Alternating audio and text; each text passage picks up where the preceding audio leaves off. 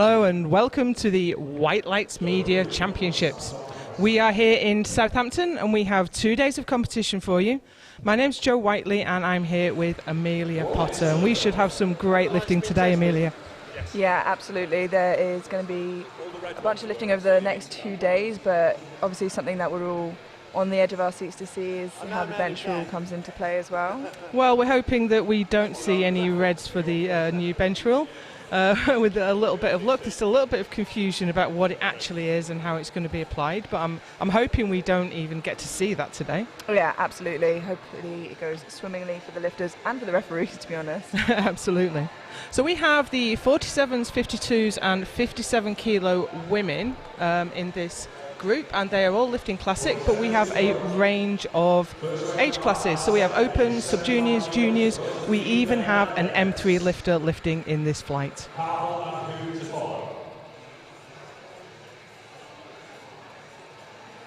We're about to get underway. I don't have a clock on my screen, so just waiting to see if the bar's loaded. The bar's loaded and we are underway. This is Josephine Fernandez and she's opening her squat with 75 kilos. We have some of the lovely new Eleiko plates here as well with the new design. Yeah, I think this is the first competition they've actually been used in. This competition sponsored by A7 and Eleiko today. And Eleiko have provided a huge amount of their brand new equipment, that lovely new rack and the brand new plates. Would you say they were classic styling? I think they're kind of new to look old in a sort of way. You can't see from the view we've got there, but they've got some lovely little finger grips on the back for you to get hold of, so no more slipping through the fingers as you put them away. So, a little bit of confusion there, and Josephine has timed out. I'm not quite sure if she didn't quite make it to the platform in time, or... I believe she's not here today by the sounds of what the MC just said. I think there's just some confusion, and she's actually just not... Oh, she's weighed in? That Okay. might be my bad. Let me check on that for you. So, no worries. At any rate, she didn't come out for the squat, so we have Hannah Carpel coming out next for 80 kilos.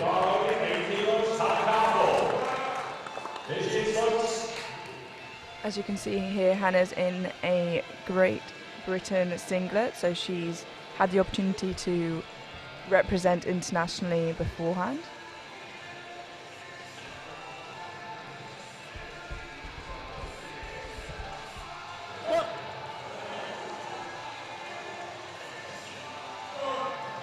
Nice opening squat there.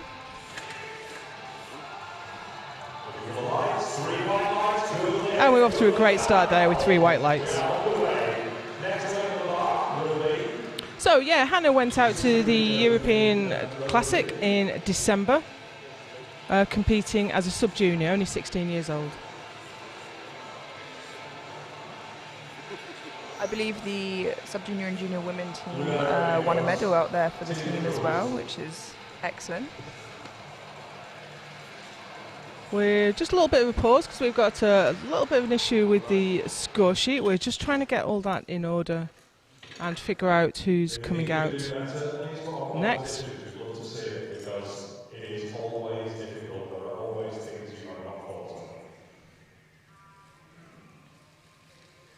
So it's a good opportunity to thank our sponsors. Eleiko, as we've already said, have provided, I think it was 4 full platform sets for this competition.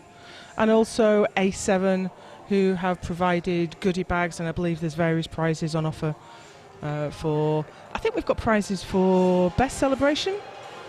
Yeah, I think there's one for Best Grind as well. Best Grind. That's not going to be one you're aiming for, though, is it? No, but a good one to walk away with, I think. I think we've all seen our fair share of excellent grinds, and it's always an exciting part of the competition. Probably everybody but the lifter. Everybody but the lifter. But you get some people who, that's their style, isn't it? If you think about Panna, he grinds every lift. So you look at him and you think, wow, that's an absolute limit. And he puts 10 kilos on, comes and does the same thing again. Absolutely. But if you're used to seeing that lifter grind, then, do you feel like it's a real grind? It's always a big question mark, really. I guess so. Some people lift fast. Some people lift slow. A big drop-off point I know that sometimes when I lift, I could look RP5 and then suddenly add 2.5 kilos, and it's just not there. So it's definitely different for people.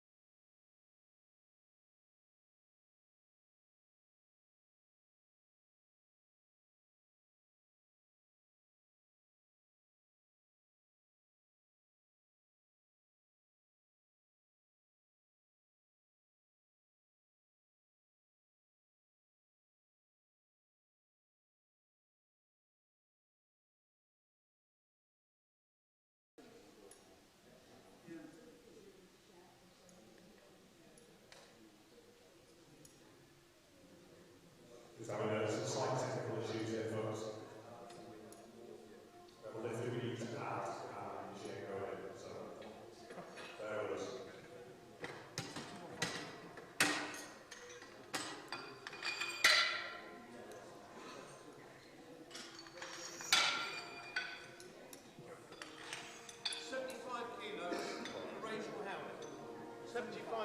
Okay, please look at that, 75 kilos to Rachel Howard. What rack height? What's the rack height, please? So I think we have that sorted now. We just had a little bit of technical difficulties there. And our very own Joe Whiteley went over to save the day as well. I looked at it harshly and it all worked again. I would as well.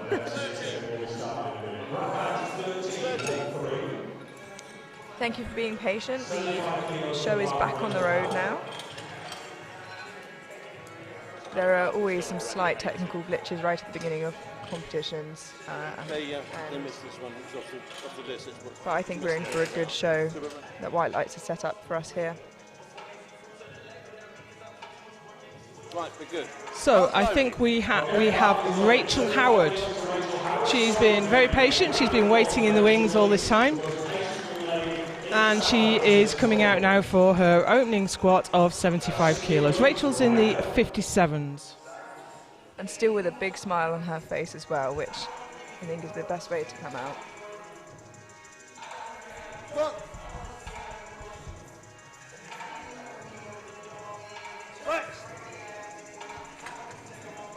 And that moved very nicely, and 3 white lights for Rachel there, and well deserved after that long wait.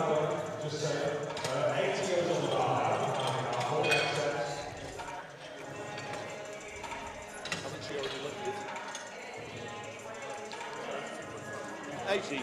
82.5. Okay, so our next lifter out is Dee Hu for 82.5. We've got lifters in the 52s, 57s, and the 63s lifting. I wonder if that lifter missed weight, weighed in at 57.25, because we've got a 63 kilo lifter out of place in the competition, I think.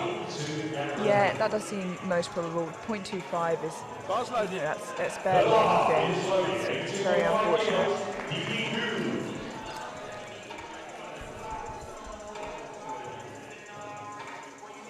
So this is Dee Hu. She's only in her second competition. And this is one of the things that White Lights wanted to do for the lifters that aren't international lifters. They don't have a huge amount of experience, but to give them that big competition feel and a great lifter experience. Absolutely. Those 3 white lights, and that was a beautiful opener. So very deep. No question about that at all. And that's an important point. You should really always put the squat beyond doubt. You don't want to leave it in the referee's hands to decide whether or not they think it's right or not. Absolutely. I think it was something that you said on a live stream a while ago, and you said there's 3 reasons people fail their openers: too heavy, too heavy, too heavy, and that's, I think, very true. I think in classic lifting for sure. I think you give people a pass in equipment. But we've got all classic lifters here this weekend. And this is Emily May.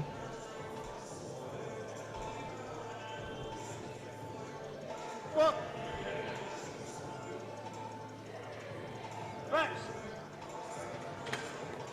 That moved very nicely, and the referees say 2-1, a good lift. So you can see underneath the red light there's a little red 1. That's the colour code of the failure. And on squats, the red card is always for depth.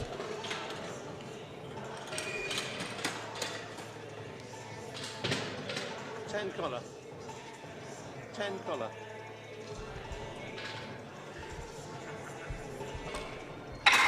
Next out we have Mashad Rabai from, in the open class, the open 52s.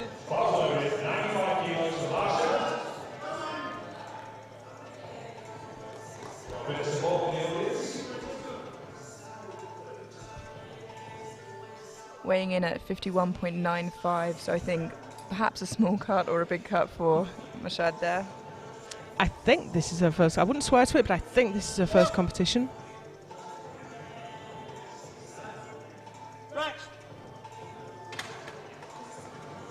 Now it's 3 white lights. That's a good lift.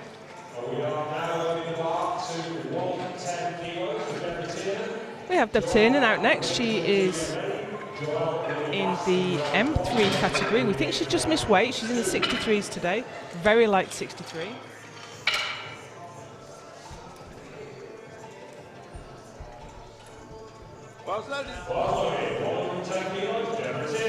Recently competed out in Newfoundland at the World Masters.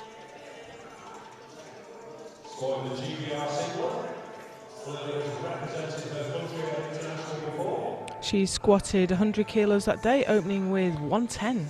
Wow. Quite a bit of growth in that time then, it seems. Yeah, and it was only October. Wow.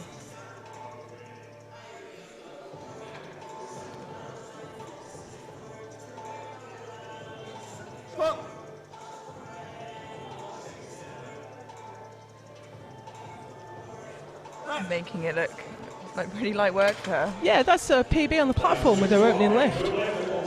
Side referee didn't like the depth. It's 2-1, and that is all you need to get a lift on the board. So for those of you who are tuning in and are slightly newer to the sport, you need to make sure you get at least one of each lift on the board to put up a total, which is why it's so important to get, you know, that first squat in. And it builds confidence as well. Absolutely. It's nerve-wracking coming out for that first squat. If you've never walked out on the platform and you've got the lights and the referees and the audience looking at you, it is absolutely terrifying, no matter how many times you do it. So here's Joelle Tung. She's in the 52s and she's opening with 115.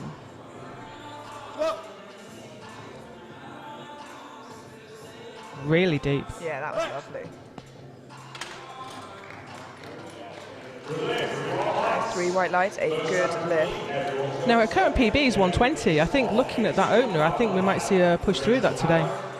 Absolutely. I think it's safe to say that it's something she might jump to or past, although we did speak about people having quite quick drop-off, so we never know until they put it on the bar.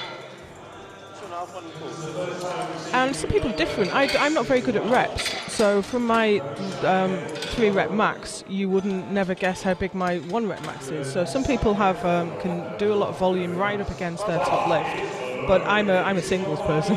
I can do heavy singles. I can't do the reps. So it's not.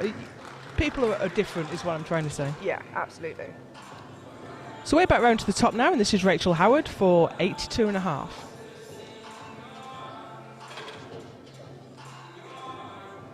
Very tall lifter. That bar has a long way to go. Yeah, and she's lifting high bar. And that's a classic sticking point for high bar lifting there, because you run out of quads and you really have to push it on up. That is 3 white lights, a good lift. Yeah, high bar is my primary choice for squats, currently Really? anyway. Yeah? I know, sadist. I did my first low bar squat since World Masters this week, and it felt good. Next out, Hannah Carpel.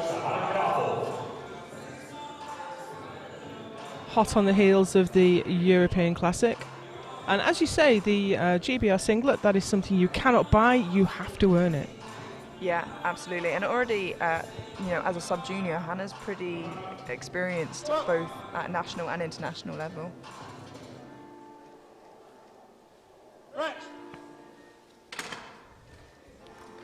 That is a good lift. 3 white lights for Hannah there. So I think we're both holding off calling depth calls because the angles can be somewhat deceptive. We are looking up at the lifter. The camera is quite low, and it can be very difficult to really tell depth from that angle. Absolutely, and as always, the referees are in the best seats in the house. Dee Dee Hu for her second squat. She's gone up 5 to 87.5.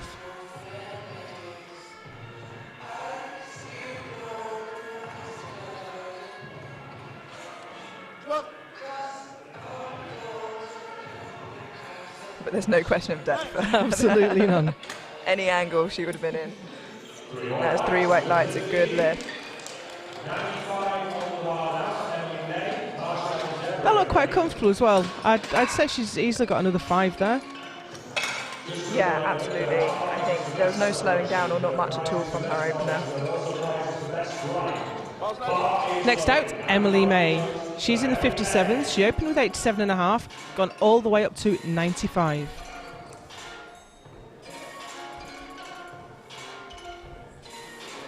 It's always important to remember for these lighter lifters that these jumps are much larger percentages of their lift than, a 76. That's a really good point. You might see a 120 guy take a 20 kilo jump. Oh.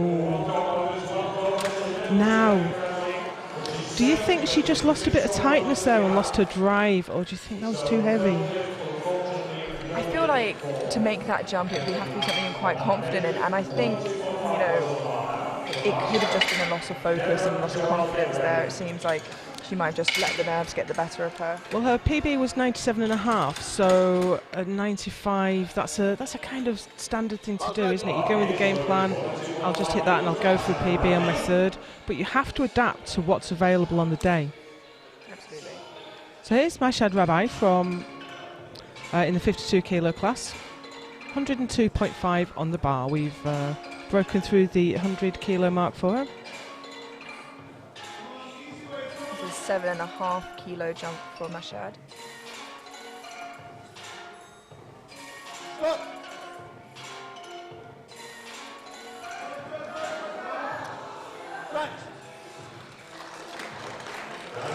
Yeah, we both paused there, weren't sure, but the referees certainly are. That is no lift.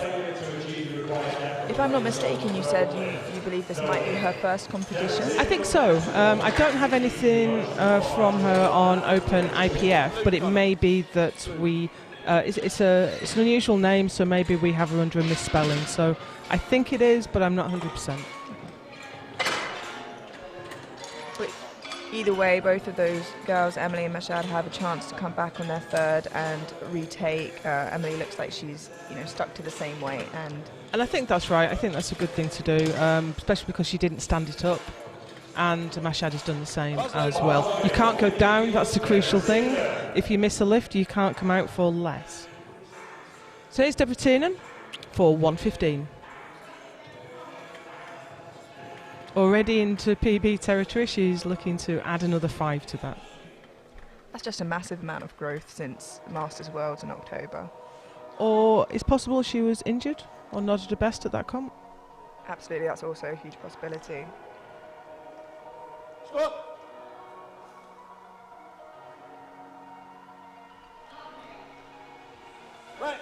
Looking strong today. Yeah, absolutely. That is, unfortunately, has no lift or depth. She's easily strong enough for that. She just needs to sink it a little bit further. Yeah, absolutely. It's now, a question of do you stay the same weight or do you go up at a local kind of level competition here? You may think that it might be worth being it safer. I would. I think I'd do. I'd come out for the same again. It's a PB. You want to secure that PB, and she has to. Yeah. But here we go. We have Joelle Tung for 120. Now this is a big squad in the 52 kilo class.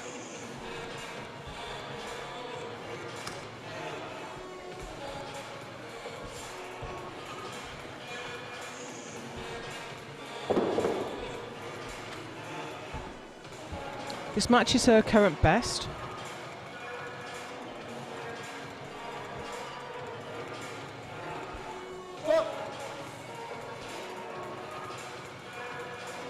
That was lovely and deep again from Joelle. It was a great squat as well. It's, as you say, it was really deep and she maintained her position really well. I think she's got, what would you do, 2.5 or 5? I think the 5 could be there, possibly also for the best grind of the competition maybe, but I think a safe bet could be 2.5. But again, we never know how much someone can grind. I think you're right. I think 122.5 would be the safe one. I think 125 is a little bit on the edge. We're going back around to the beginning of the flight for third and final attempts here. So I'm not sure how many flights we've got. I think we've got at least 2. It might be 3. 2 flights. So when we through this third round of squats for the first flight, we move into the first round of squats for the second flight. And I think they'll be the 47s.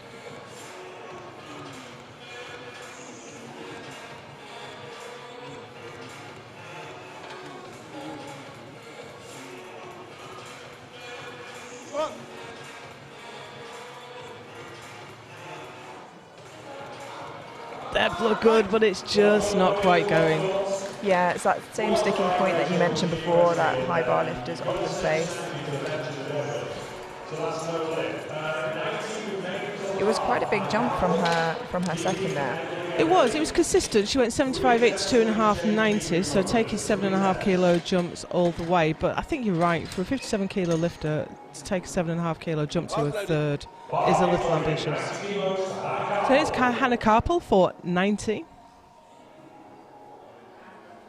think she's our only sub-junior in this flight. And as you mentioned, her last competition was Euros in Poland, and that would have more or less come straight back from there and straight back into prep, probably. Yeah, it's only 4 weeks ago. Yeah.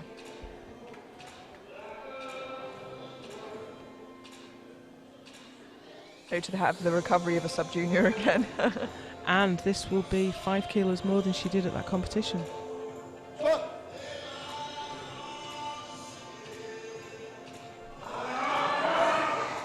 Now the strength was there,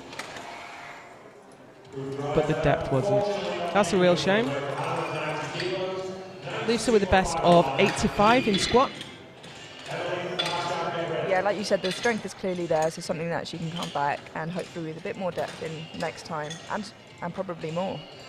But you find that when the body is a little bit taxed, the subconscious processes kick in and you just cut it a little high to make it easier for yourself. Here's Dee Dee Hu, 92.5 on the bar.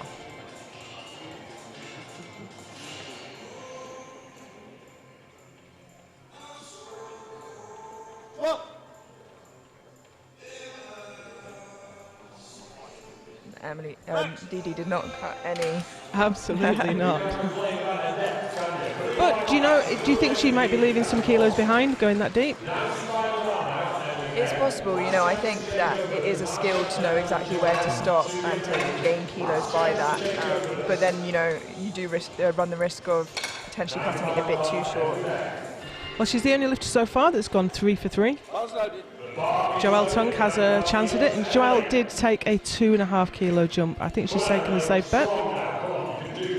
But we have Emily May on the platform right now. She did not stand this up last time. It's the same weight again, 95. But we wondered if she just made a small technical error, and if she hits this hard. Unfortunately, she's cut it high, I think. That is a big shame because she did come out way more confident, way more focused in it, and it moved. That's a real shame. I think the strength is there. She'll definitely get that to the next competition, but that leaves her with 87.5.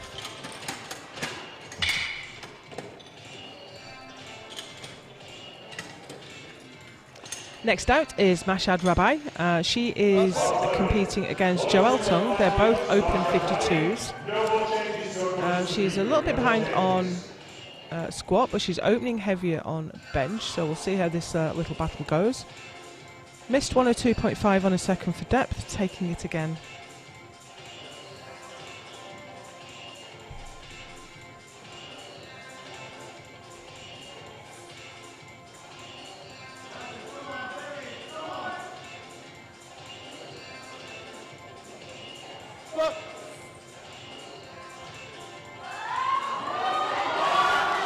I think the depth was better. It did look better. I popped my head round, but yep, 3 white lights. That's a good lift. The referees agree. That's the best round we've seen so far, but we've got another day or 2 competition yet. 1:15. Next out, Deborah Tiernan. She's in the M3s. That's we hold masters classes in 10 kilo increments. So M3 means you are in your 60s. One thing you have to get used to as a woman in this sport is having your weight and your age displayed on the board behind you. You need to get over that really quickly. Yeah, anywhere else that would be considered extremely rude. It becomes quite normal though. It does quite often at international. It's the first thing I say to someone, how's your weight? Yeah. Because it is part of the sport, making your weight class. Unless you can't be bothered like me and lifting the supers. But here's Deborah Tiernan for 1:15.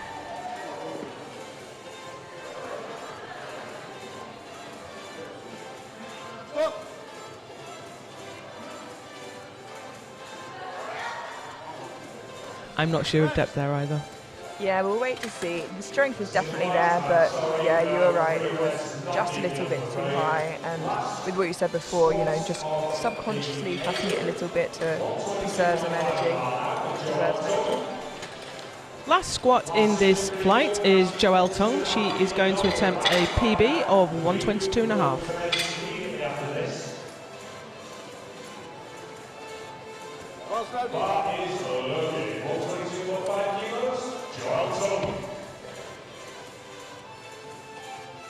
So as you said, Joelle's taken a 2.5 kilo jump, which we think is a good jump for her today. Yeah, I think this should be safe.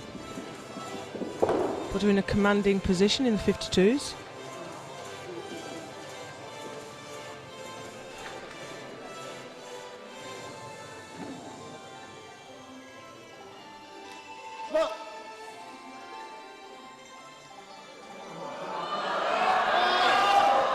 No, I think we've got a contender for the grind of the day anyway. Yeah, that was, and it was a good lift. That was fantastic.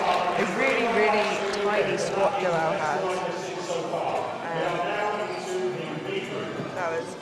Yeah, that was really nice, really nice. Maintained the position, didn't let that weight throw her around at all.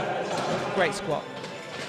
So we are through to the second flight, and this is, I'm just trying to spot what the classes are. 76s, 84s, and 84 plus. So we haven't had the 63s and the 69s. Are they tomorrow? Yeah, I believe those are on tomorrow morning. Okay, so quite a range of weight classes to keep a track of here. We have M1s and M2s and juniors as well. So first out, Megan Tian.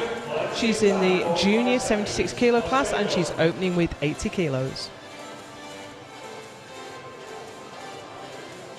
With her hair to match her outfit, fabulous.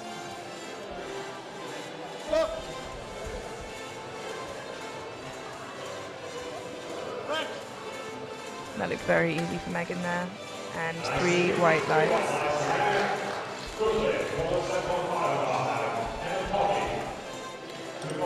Emma Cobby is out next.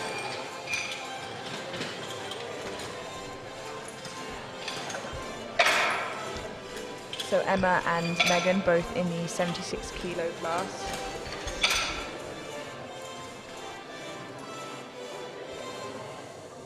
I think this is her first comp in British powerlifting. Lovely, thank you. And she's opening with 107 and a half.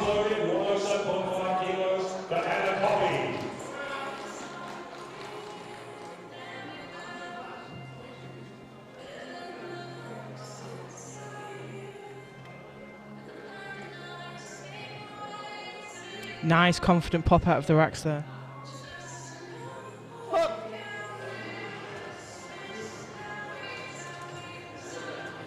Nice squat. Very nice. Quite a narrow stance, which we see more often these days. Yeah, it's very fashionable now. It's the French style squat, isn't it? It's been. You can't argue though when you see people breaking world records and putting up the best scores that the world has ever seen. So you can't tell them they're squatting wrong. Yeah, absolutely. And our own James Adcock also with a pretty narrow stance. Lauren Venn is out next. I think this is her first competition, so this is a nerve-wracking moment for her. She's a very light super, weighed in 87.1 in the super heavyweight class, and she's opening with 110. Yeah, especially for first competitions, a lot of people don't want to cut for it, which I think is a good decision. Yeah, absolutely. Yeah, spent quite a long time at the bottom there, just looking for depth. Definitely found it though. You see that more in equip lifting, don't you? Yeah, trying to press into the equipment.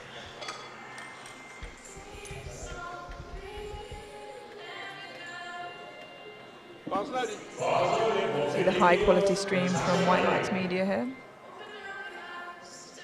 So this is Natasha Manning. She's an M184. I think she's alone in class. Opening with 115.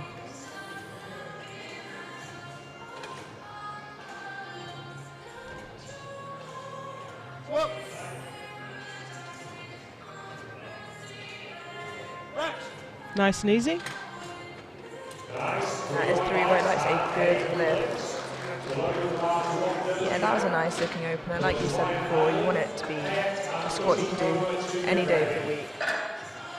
Just to make sure you get one on the board.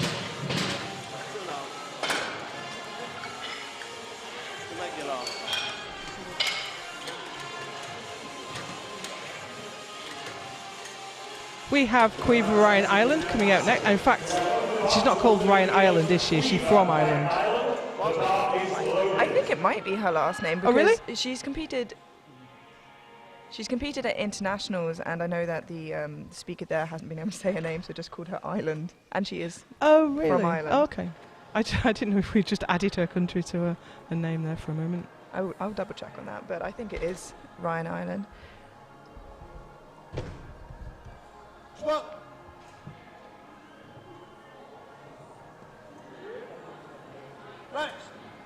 Yep, that looked like a nice opener, and you are entirely right, Amelia. That is her name, Ryan Ireland.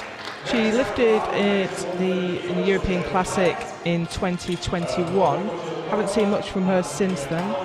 Yeah, I believe she moved over and is living in England now and hasn't competed since then, since she started a new job. So this is her first debut back.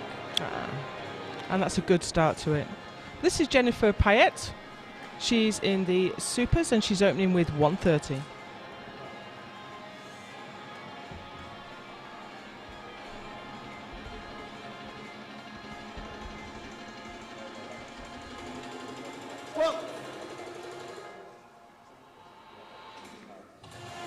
Oh, that was so easy. Not only was it easy, but you guys can't hear the music here. She went and squatted to the beat, to the beat of the music as well. It's fantastic. But music is really important in lifting, I think, for arousal. Specifically, I mean, everyone likes to train to music, but specifically in strength sports, I feel like a really heavy beat is crucial to arousal. Yeah, and you know, for some people, for bench or deadlift, when they want to be a little calmer, they listen to an assortment of perhaps a lower beat music. This is Laura Kutilkova. She's in the 76s and opening with 132.5.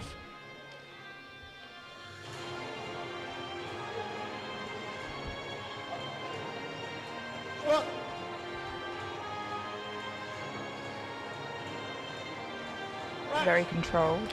Very easy, but not deep enough, unfortunately. It wasn't far enough. I think she met parallel, didn't quite break it. Unfortunately, sometimes if people train, to a certain depth and then bring it forward to competition, it depends on the day, really. So next out we have Amelia Allen, Mel. She's in the M2s. Very familiar face on the Masters scene. Going out to Budapest for the European Masters in a few weeks. I think she's the bench record holder.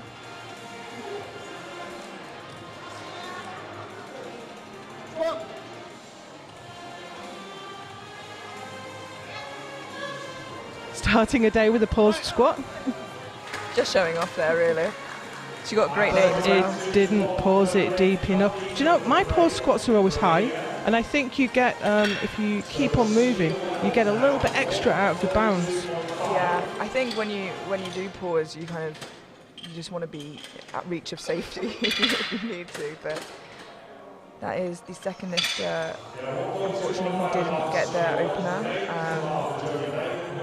So they need to come back and get their second to put up a total. Here's Selena Wells. 142.5 on the bar. So Selena's recently moved up a weight class. So this will be her first competition, I believe, as a 76.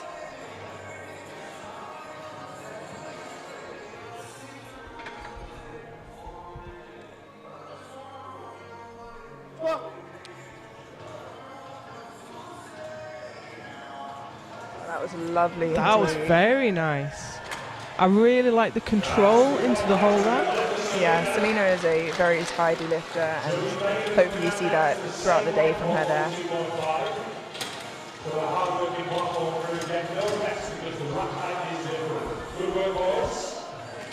Jodie Bainan now.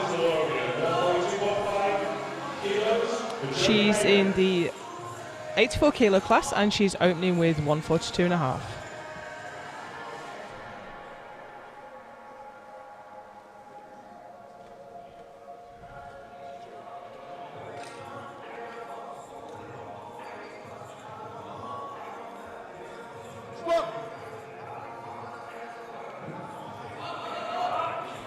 I think she lost tightness just a little bit at the bottom there. Yeah, it's 2-1. The centre ref's still not happy with depth. But I think, when a bit nervous, trying to find depth, it can happen because you're overthinking it and you lose that tightness that you said.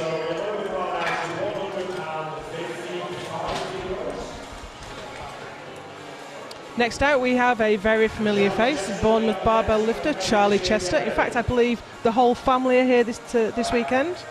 We've got DJ and Harvey as well, but Charlie's going to lead us out with 155 kilos. Yeah, no matter who I see competing, it's always, you know, one of the other siblings handling. She's not a junior anymore, but she still holds the junior squat record at 200.5. British records I'm talking about. Of course, no British records on the table today. Because we are at a divisional competition, you have to do it at a British or higher.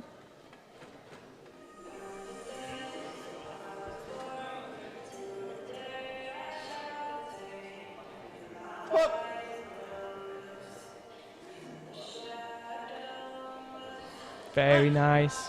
Yeah, making easy work of that. Showing that she's a seasoned lifter as well.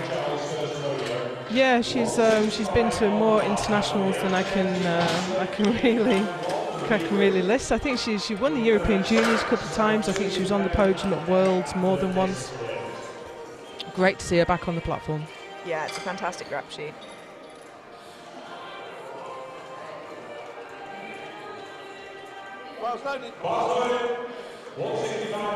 Next out, Leanne McKenzie. We have another super heavyweight is the 84 plus class, and she's opening biggest opener of the morning with 165.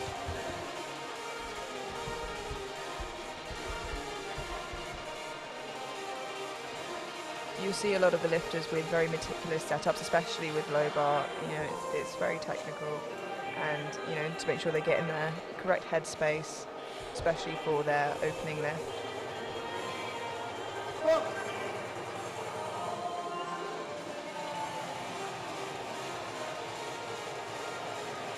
Very nice. Now, I haven't seen Leanne lift before. I'm not sure if she's brand new.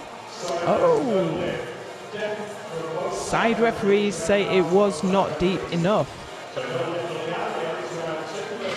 Yeah, we have the same view as you watching at home, so it is really hard to tell. So the referees do have the better seats in the house. Absolutely. But that was easy for Leanne. She should just be able to squeeze a little bit more depth out of there and nail it second time around. So we have 3 lifters yet to get a squat on the board, but they can come back for their second and get one and, you know, move forward accordingly. Quite a big flight. I think it's that 12 lifters we've got there, something like that. Maximum is 14. Yeah, it's definitely nearing the maximum now. So here's Megan Tehan for her second squat. She's gone up 10 kilos.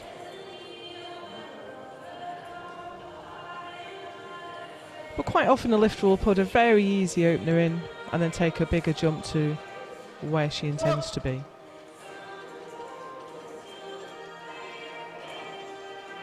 And a little bit more left in the tank there, I think. Yeah, absolutely.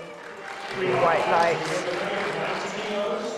It also depends how much, you know, she can grind. She took a 10 kilo jump from her first to second, so maybe that's just the size jump she's used to taking, and she'll go to that for her third. Yeah, I would say, if it was me, I'd put 95 on for the third. I think she's easily capable of it. A little bit more might be pushing out too far. And here's Emma Cobby for 115. Yes. Now Megan has actually put 97.5 in. Big jump, but she's looking strong. This is Emma, gone up 7.5 to 115.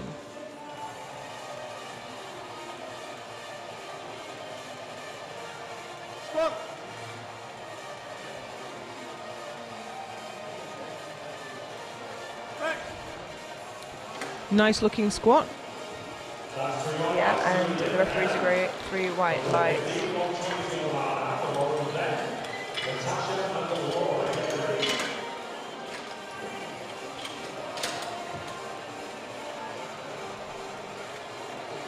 Lauren Venn is out next for 120. She made short work of 110, so I think this is a reasonable jump.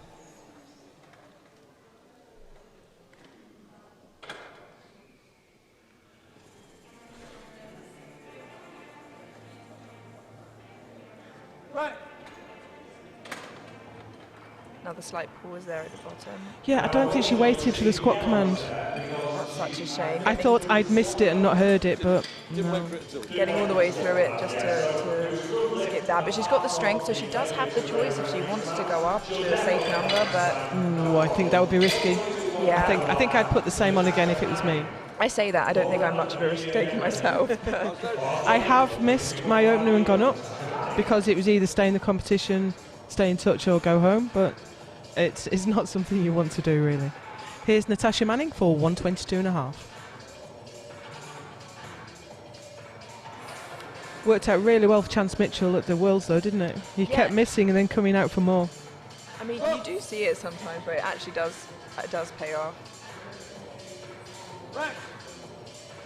It looked very easy for her, but yeah, I was worried that it was a little too high, unfortunately. But clearly the strength is there. We just have to see what she comes out with her third. She has got a squat on the board though, so she is, safe now. Next lifter out does not have a squat on the board. That is Laura Kutlikova. She missed 132.5 for her opener, so she is going to come out for it again. Was it depth? Yeah, I believe it was depth, but she had the strength there quite clearly, so hopefully she can just sink it a little bit more now.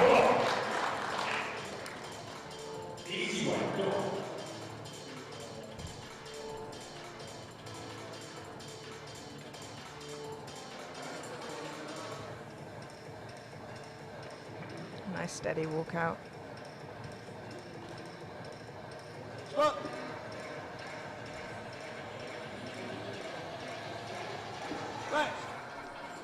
I'm going to wait for the referees on this one. No, unfortunately. She's in real trouble now. Coming out for that third squat with nothing on the board. Again, this is something I have done. My very first national championships. I walked out with my third squat. I could see my husband in the audience, grey. Absolutely grey face, thinking, I don't want to drive home with her if she misses this one. So it's a really, really difficult to get yourself under control to come out for your third. Yeah, absolutely. And the thing is, we can't say she should have opened up lighter because the strength is clearly there.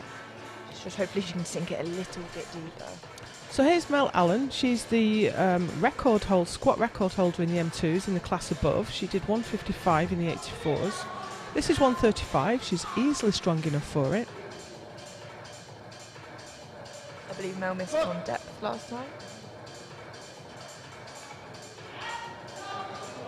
Much better. Yeah, that looked a lot better than her opener, and the referees say, yeah, 3 white lights, no dispute there. So she's lifting in the 76s today, and she's not far off the British record. As we've said, she can't claim it today, but she can exceed it, and that is a really good confidence builder to go into the Euros in a couple of weeks. Absolutely, and it's completely possible that she didn't peak for this competition if she's going there also. Quiver Ryan Island in the 76s for 137.5.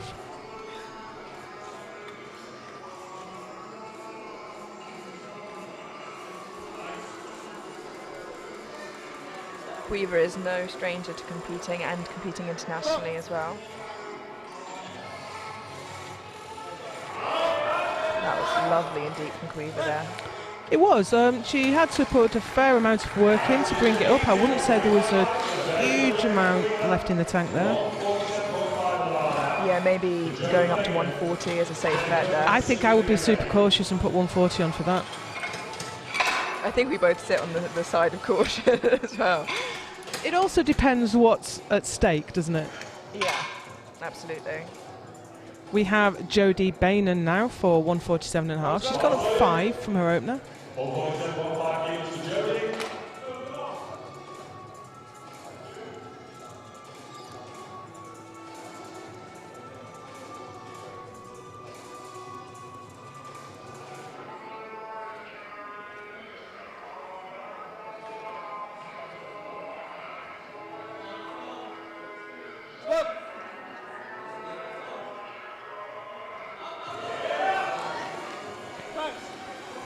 Yeah, that was a nice squat. Not deep enough though.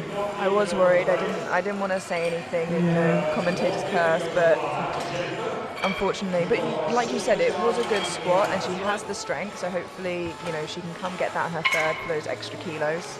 Yeah, I think so. I think that's one of the times when it was so easy for her, then maybe I would squeeze it up to 150. But next out we have an interesting choice of weights. This is Jennifer Payet. She's gone up 20 kilos. Wow, that is a huge jump. It is, but her opener shot up, didn't it? Yeah, that could have been a really, really safe opener for her, just to make sure that she got one on the board, which, you know, is sensible. It is, and as you said earlier, if you train to these big jumps.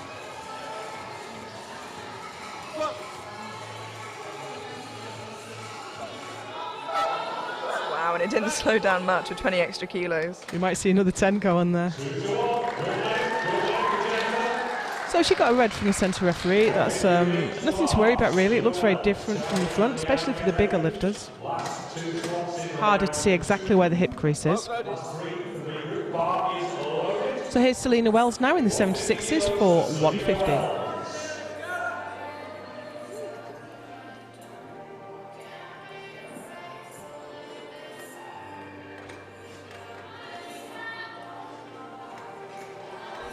Clock you see in the bottom right corner, that is the amount of time from bar loaded being called to receiving the... She has to receive the squat command in that time. She doesn't have to complete the lift in that time. Again, lovely and deep, and still moved so well for Selena there. Really nice neutral head position. I know that Selena's going to be very happy when squats are over and when bench deadlift can begin. I think that goes for most of us, doesn't it? No matter how many times I compete, I'm sick with nerves before I squat. Always. I think people who even enjoy squats feel the exact same way. It just can't be fully enjoyed. Charlie Chester now, 165.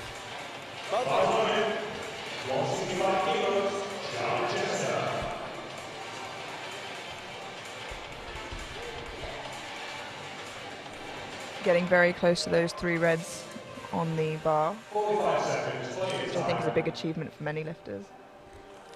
Only in her mid-20s, she's been lifting for a good 10 years under the guidance and tutelage of Paul Rees, legendary leader of Bournemouth Barbell.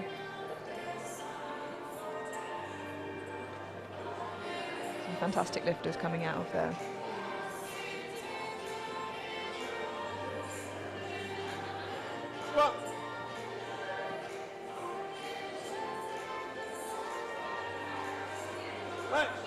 She did not look bothered by that at all. 3 white lights. Very easy for Charlie. So next out we have Leanne McKenzie, 165. I think she missed on depth, but the weight didn't trouble her at all. No, the weight barely registered, so hopefully she can get under this and just sink it a little bit more. So this is something you do see, especially with newer lifters. You come out on the platform and your first squat is about calibrating where the depth goal is going to be. But once you know what's expected, come out on your second and absolutely smoke it.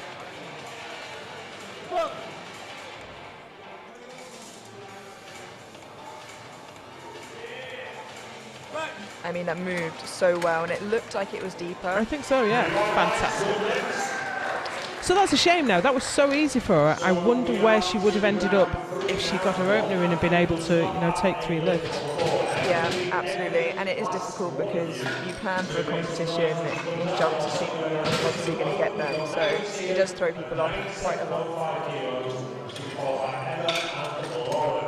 Yeah, because your plan's out of the window then once you miss your opener. Whatever you plan to do, that is absolutely gone. Yeah, and what's so important then is to make sure that, moving forward with the day, you can just do the best you can without worrying about the kilos lost. We are round to the top again, and this is Megan Tian for her 3rd squat at 97.5.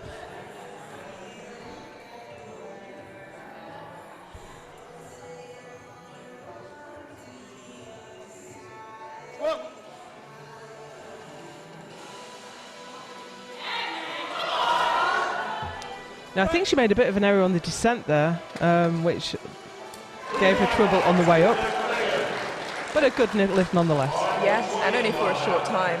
You kind of hit that sticking point and she broke through pretty quickly. I'm sure it felt like a lifetime though. Time dilates when you're under the bar.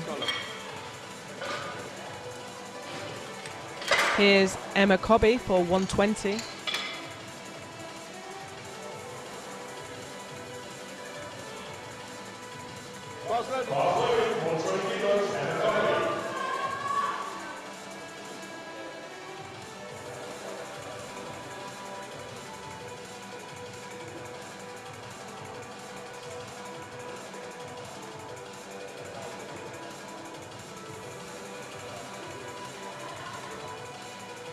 Three lifters today in the open 76s. In fact, we've got 4.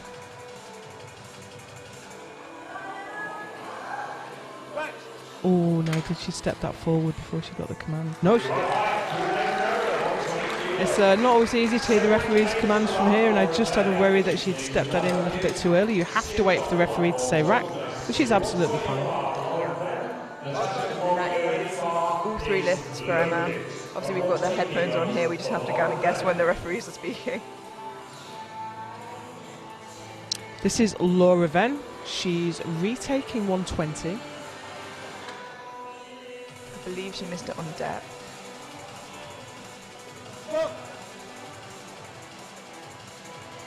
It looked deeper from here. I was watching the screen and I really couldn't tell. Unfortunately, I did have the angle of the middle referee there.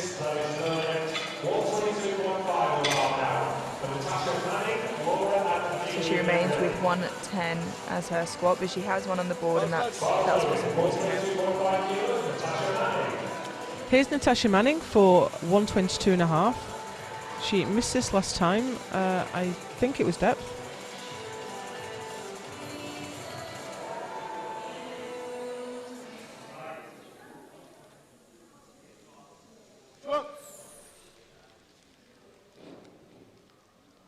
Well, the depth was good there, I think. Yeah, that certainly looked good from here.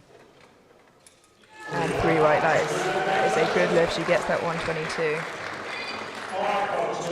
Now, this is an interesting choice. We have Laura Kosilkova. She missed 132.5 for her first. She missed it for her second. She's added a bit of weight. Perhaps to find that depth. Maybe she feels like that little bit of extra weight will drive her down to the bottom. It's a little bit of a difficult balance, the weight that will drive you all the way to the bottom and the weight you can stand up with. Yeah, absolutely. But she does need this to stay in the competition and to put up a total. I think she can handle the weight.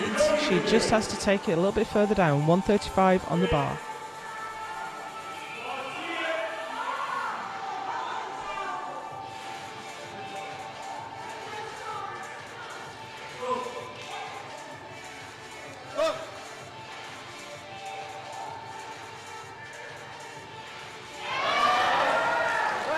I mean, the weight added didn't really slow her down at all, but it also didn't weigh her down enough, I don't think. No, that's a real shame. So she cannot make a total in the competition now. We would encourage her to continue because platform experience is invaluable, and so we would want her to continue to bench and deadlift, but unfortunately she cannot place.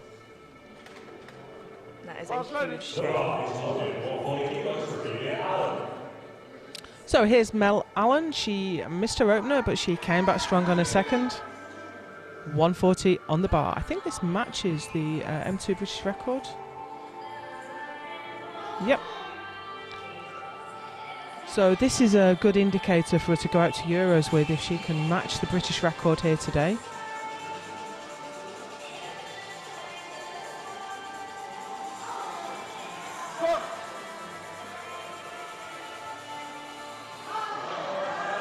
Confidently squats that. Wow. 2 to 1 is good enough. So Mel Allen walks away having matched the M2 British record in the 76s. It would be great to see her take that in the Euros, so she'll be the record holder in 2 weight classes. Wow, that's amazing. I think after that 140, it could be safe to say we'll see that very soon from her.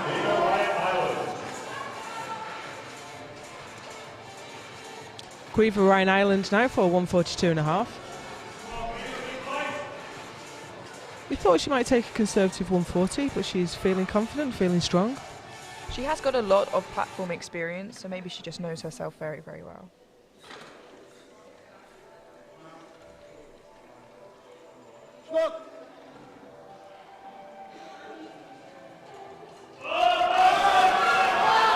She's nodding, she knows she had that.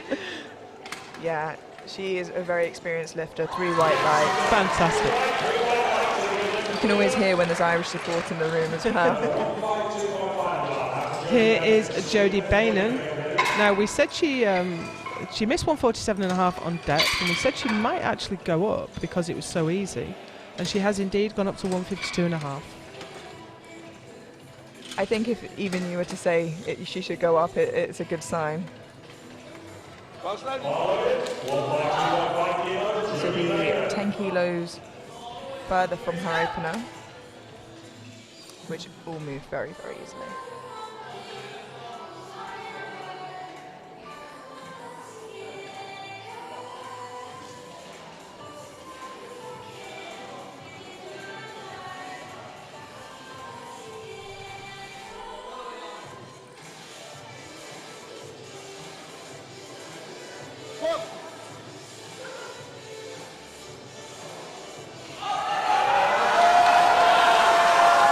Well, that slowed her down a bit, didn't it? Yeah, but it looks like she definitely hit. I don't want to say definitely, but Fantastic. The nervous look she gave the referee's lights then. and she runs off cheering, and I would be happy with that as well.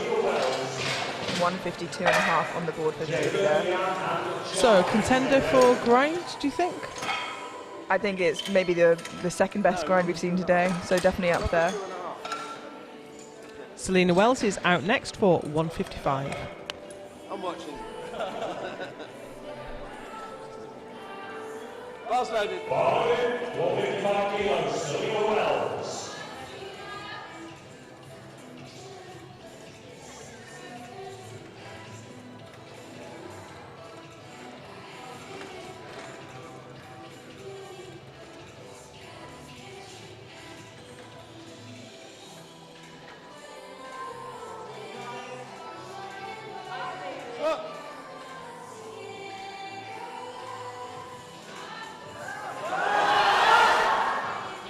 That was a well-judged third attempt, I think. Yeah, really well done. 3 white lights. A very, like you said before, very technically good squatter, very tidy.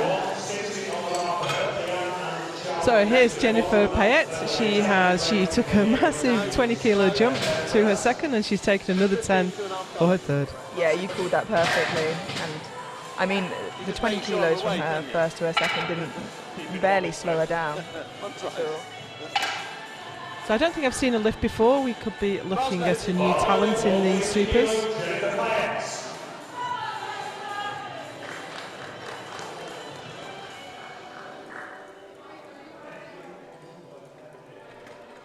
She's up against some really big lifters today, though. So she's going to have to do a lot of work to challenge Charlie Chester. But if this really is her first competition, she's doing a phenomenal job. And I'm sure a lot of untapped potential there as well.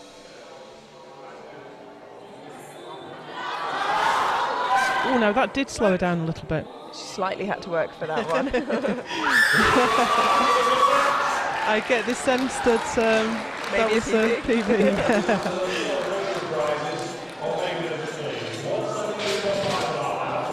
She should be very happy with that, especially if that's her first or an early competition for her. Absolutely incredible.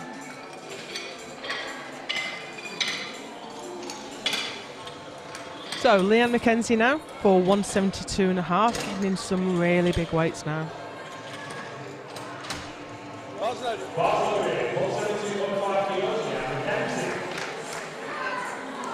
So Leanne missed her opener on depth, but came back and got it pretty easily for a second, and has jumped up 7.5 kilos now.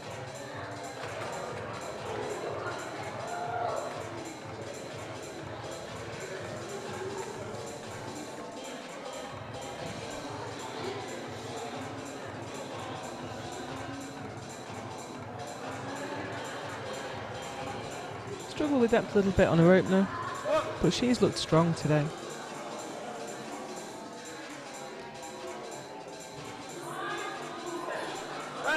I think there was probably 10 kilos more in the tank.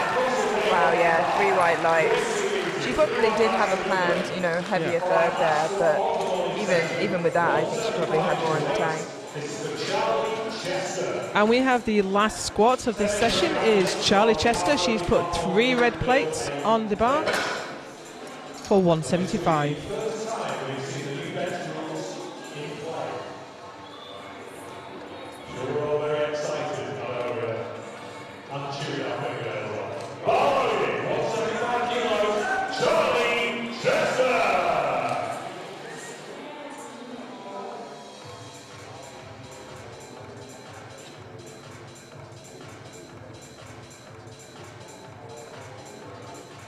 She's squatted this weight many times. Haven't seen her lift internationally since before lockdown, so maybe this is maybe she'll qualify and go through this time. Gets harder and harder to make the team though. The British team gets so much better every year.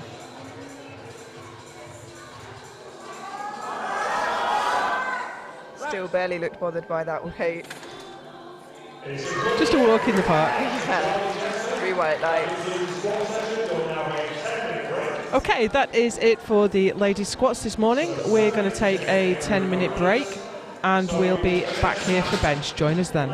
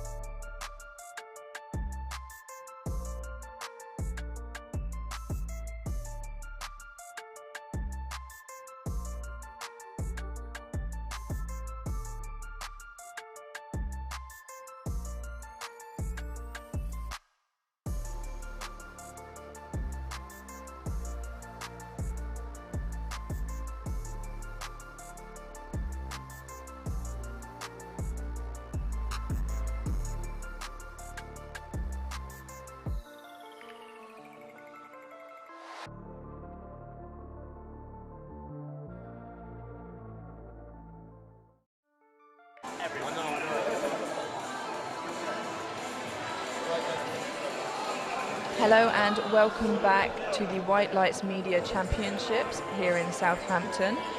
We are now heading into our bench session, and I know long anticipated by many people. I'm here, Amelia Potter with Joe Whiteley. And we're kind of going into this a little bit nervous. I'm hoping that we don't see any red lights on the new bench rule at all. Yeah, I think everybody is kind of waiting to see what happens, probably refs included, and this will probably set the precedent for the rest of the competitions moving forward. But we do have a red tie in the centre chair, and that's important. We have an IPF Cat 1 referee in Mick Ellender. So we have the best chance of having the rule applied in the correct way. Absolutely. So as you can see here, we have a mix of the 52 and 57 class. We do have 163, but we do believe that she just weighed in a little bit heavy. So is 63 today, as the rest of the 63s are tomorrow. But this is a slightly shorter flight, followed by a actually almost full flight afterwards. Yeah, this is 7, as you say. The minimum is 6. You have to start adding supplementary time other than that.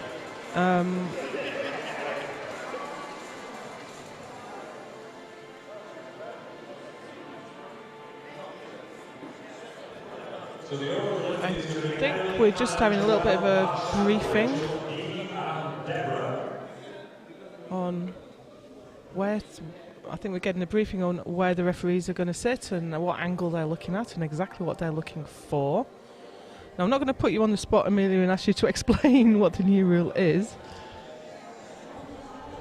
but it's about elbow depth. So the elbows have to be deep enough. The purpose of it is to stop the huge arches. That's what we're trying to get at, but the mechanism is slightly confusing. Yeah, absolutely, especially because in a lot of, very technical benches, they've still managed to keep their arch, but, have added ROM, I suppose. What is worrying to see, though, is the lifters that are internally rotating, and that does bring your elbows down. It does help with depth, but then getting that moving again is going to be tough on the rotator cuff.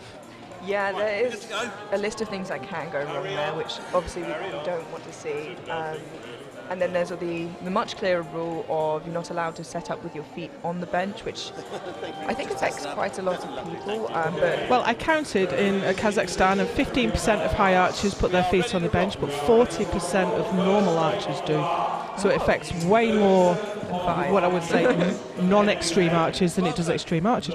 Most of the extreme archers do not do it, Owen Hubbard accepted. Yeah. So the bar is loaded for Emily May, opening with 37.5 kilos on the bar.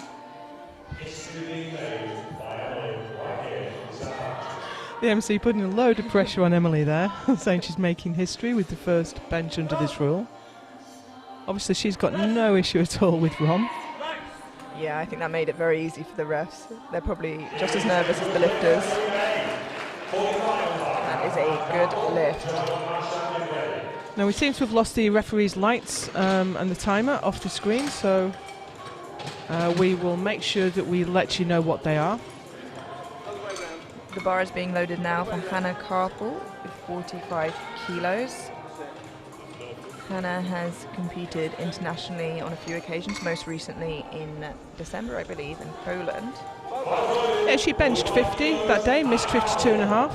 So she's doing the right thing, I think, here, opening quite light.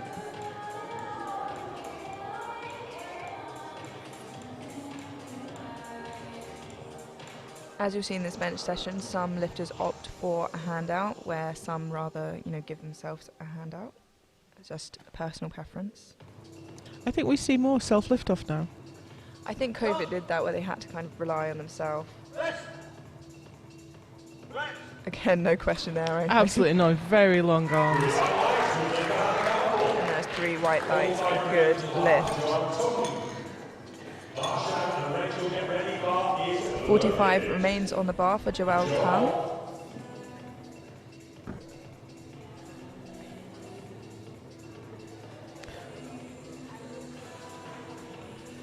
think we're all sitting here waiting for somebody who has a slightly shorter run. Now there are prizes on offer today for the best novice, male and female. We are counting novices as people doing their third competition, no more than that. I think Joelle Tung will qualify under that. And we have £100 of A7 vouchers up for grabs. And again, that was lovely and deep, which is a weird thing to say for bench, but that is 3 white lights for Joelle there. So Joelle is sitting at 76.89 points at this point. That's including her deadlift opener, and I think that's the highest novice score we've seen so far. Still got a lot of competition to come. Mashad Rabi now with 47.5 kilos on the bar. I believe another novice here.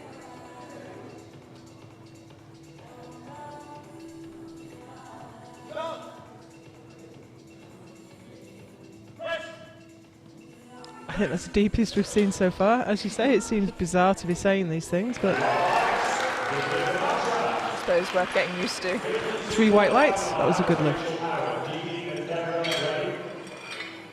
We now have 52.5 kilos on the bar for Rachel Howard in the 57 kilo class. Bar is loaded for Rachel. You'll often see the lifters talking to the spotter to tell them specifically how they want the hand out. I'm in two minds there. You absolutely do want to let the spotter know what your signals are going to be, but you don't want to have a setup so complicated that it needs a lot of explanation. You're using up your platform time. Yeah, it does run the risk if you are asked to re-rack, you're wasting time there. So that was 3 white lights, that was a good lift. We now have 55 kilos on the bar for Didi Hu. And this is back to the 52 kilo class, sorry. You'll see we're jumping in between weight classes here, depending on the weight on the bar.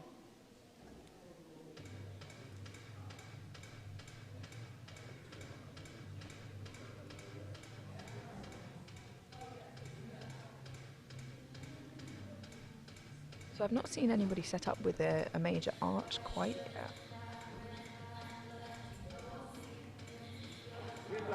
Okay, she's been asked to replace the bar. The side referees still have their arms in the air, so they're not happy with her setup somehow.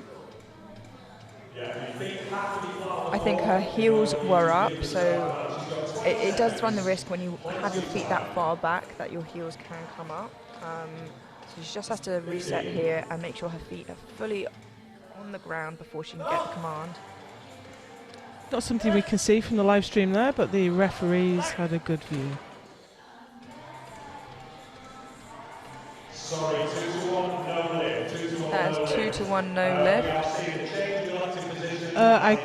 lift. We're seeing that it's 2-1.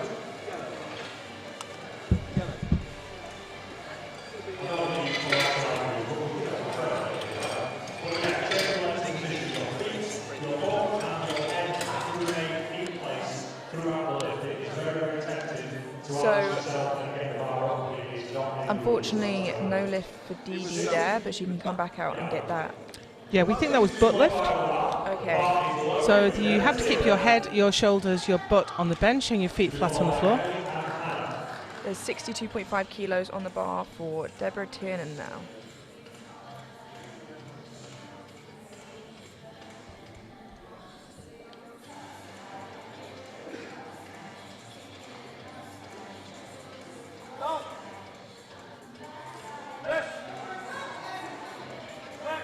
Well, it's great to see we have no casualties from the new bench rule in this flight. I was going to say it's a flight of very deep benches. It is. 3 white lights.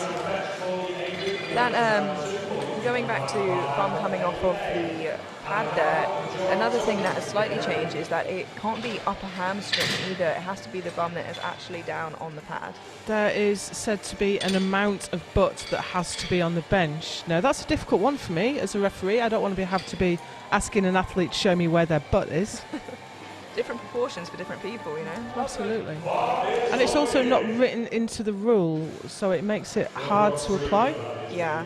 So we are back to the beginning of the flight now for second attempts with 42.5 kilos on the bar for Emily May.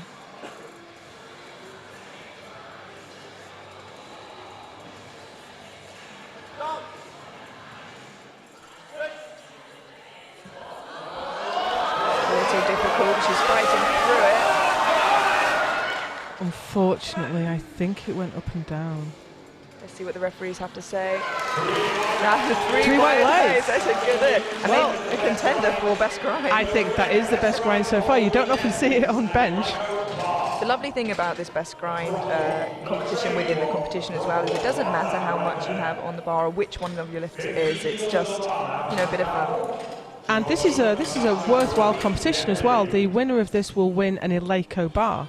Wow. So the top 5 will go on Instagram. The people will vote, and the people's choice of the best grind will win a brand new Eleiko bar. Thanks to our sponsors for that. Not a bad prize at all. We now have Hannah Carpel with 50 kilos on the bar, a 5 kilo jump from her opener.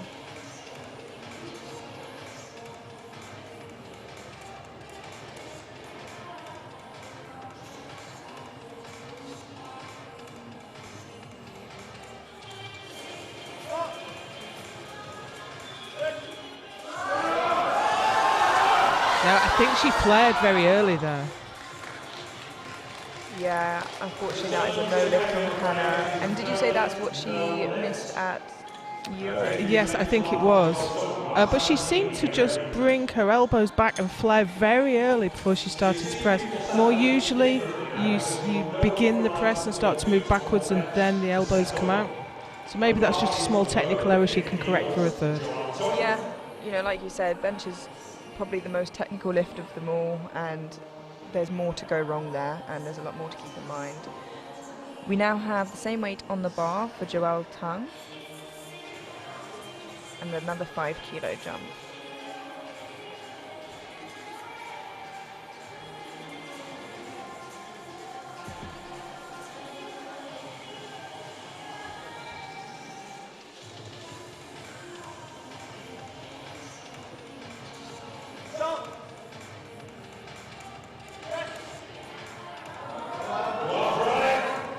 Pushes through, and the referees say 3 white lights.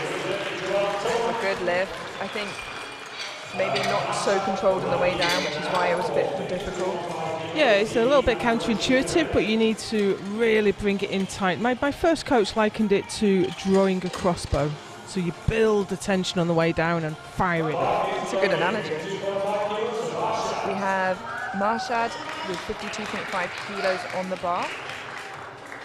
Yeah, I seem to lift just as much on my tempo as I do as on my comp bench. I'm the same with paused squats, actually. My paused squat matches my normal squat.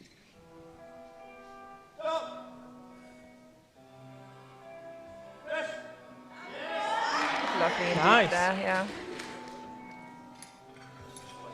And that is 3 white lights.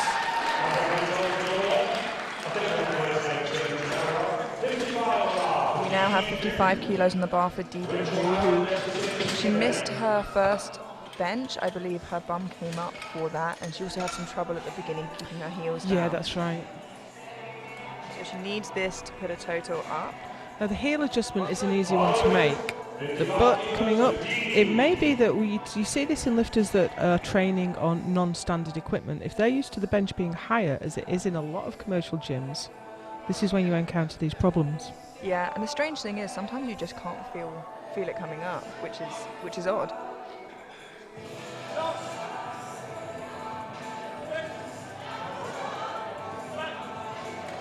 Now we don't have a view of that, so we rely on the referees. That's 2-1. So one yellow card from the Yep, the referee, Lawrence Farncombe, is indicating the book came up. The trouble is, once it happens once, the referees are going to be looking out for it more than probably another lifter. And it gives you a little bit of focus, because as a side referee in bench, you're looking at everything at once. The head, the hands, the bar, the feet, the butt. It's so hard. We now have 57.5 kilos on the bar for Rachel Howard. And this will be above body weight.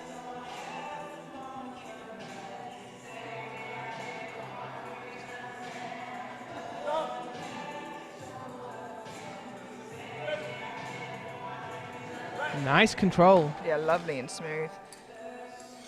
And that is 3 white lights. I'm seeing a lot of these lifters lifting without wrist straps on as well. I can't get above about 40 without wrist straps. I feel like my wrist would break.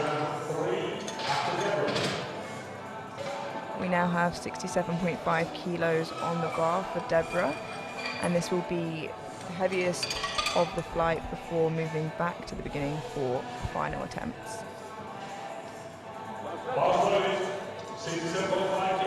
Now we're seeing quite a lot of progression from Deborah again. We saw this in her squat. She benched 62.5 in Canada in October. She has done 67.5 before at the British Masters. And that's now her second lift.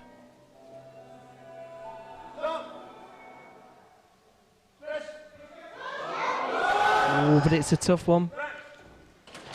It did slow down, but it did not stop. 3 white lights. Now, I would question whether there's another 2.5 there. And the problem with going up in 2.5 kilo increments is you can't ask for a kilo or half a kilo unless it's a record. So, might be in a little bit of a bind there.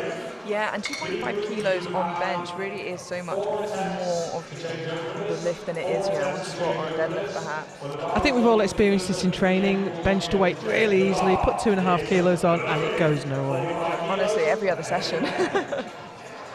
We now have Emily May with 45 kilos on the bar, and that is a 2.5 kilo jump from her second. Which again, for these lighter women, that isn't a small jump necessarily, but it is the smallest jump that they can make.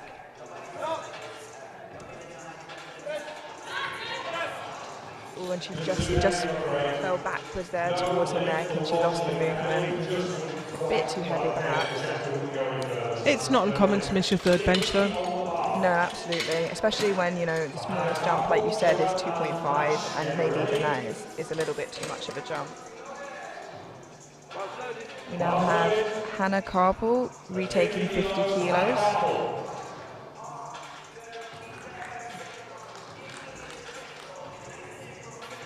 I can't quite remember the lift. It didn't go all the way, did it? No, yeah, I don't think she managed to push it through. I think she flared her elbows too early, is what you said. No, she did actually make this at the Euros. It was 52.5 that she missed. I misspoke earlier. So she should be capable of this.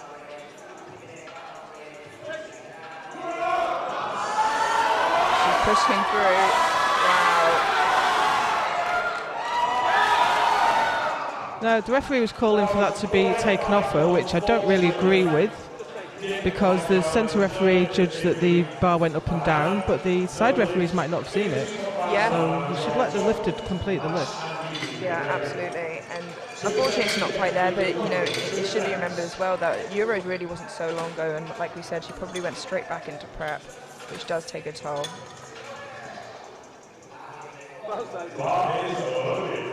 The bar is loaded for Joelle Tung with 52.5 kilos, a 2.5 kilo jump from her second. Now, she went 3 for 3 on squat. Can she do it on bench too? Set herself up for a perfect day.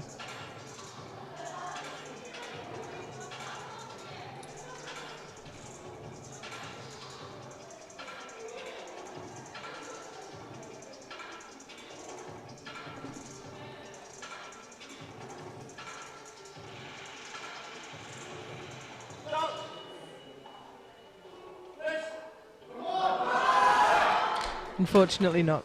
I think similar to what happened on her second, she came down very quickly, and then it's so hard to control into the chest. But she does finish with 50, just 2.5 kilos shy of that. to be followed by Dean, Rachel and Deborah, moving over to the B group. The bar is now being loaded for Mashad with 55 kilos on the bar, another 2.5 kilo jump. Bar is loaded, 55 kilos for Mash.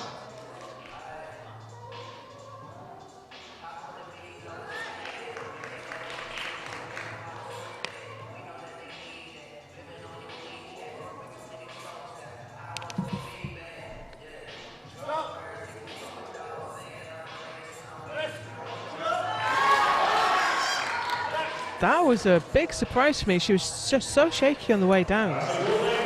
But it was a great press. Yeah, absolutely, and I think the right call as well for her there. And it was a good lift with 3 white lights. We now have 57.5 kilos on the bar for Dee Hu.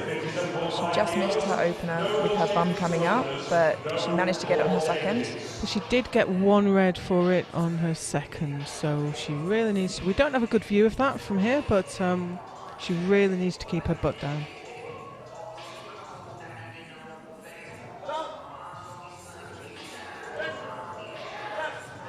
I think it's the amount of leg drive she gives it. I think that push just lifts her up for a moment. Yeah, absolutely. Especially when your feet are that far back, it's kind of just the first part of your body to move. We now have 60 kilos on the bar for Rachel Howard. This is a big milestone number for a lot of lifters.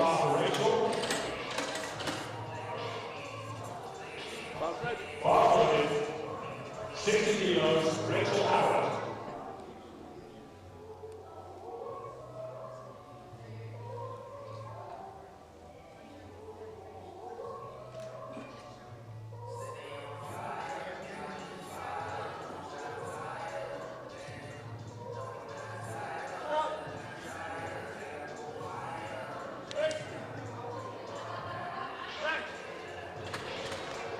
Nice third bench there for Rachel. Yeah, 3 white lights, that looked really tidy, and all 3 benches on the board for Rachel there. We now jump to 70 kilos for the last bench of this flight, and that will be for Deborah Tiernan.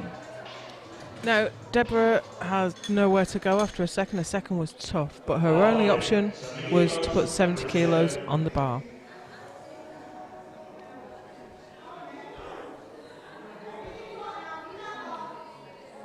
Following this, we'll be going into the next flight of lifters.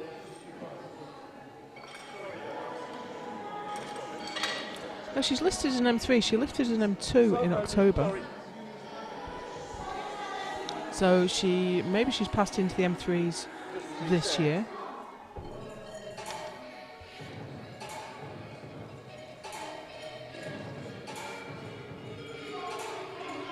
She has a whole new realm of records she can break now. Yeah, I was just looking. No, that was a great effort, but she was up against it there. Yeah, like you said, she had nowhere else to go but 17, but 67.5 was tough today. The M3 record in that weight class, the British record, is 57.5. Oh, so she went above and beyond that. Yeah. Really, really fantastic. We now move straight through to the next flight of lifters, opening with Lauren Venn with 35 kilos on the bar. There's quite a big range of weight classes and weight on the bar that you'll see in this next flight. We've got 76 to 84 plus. The bar is loaded.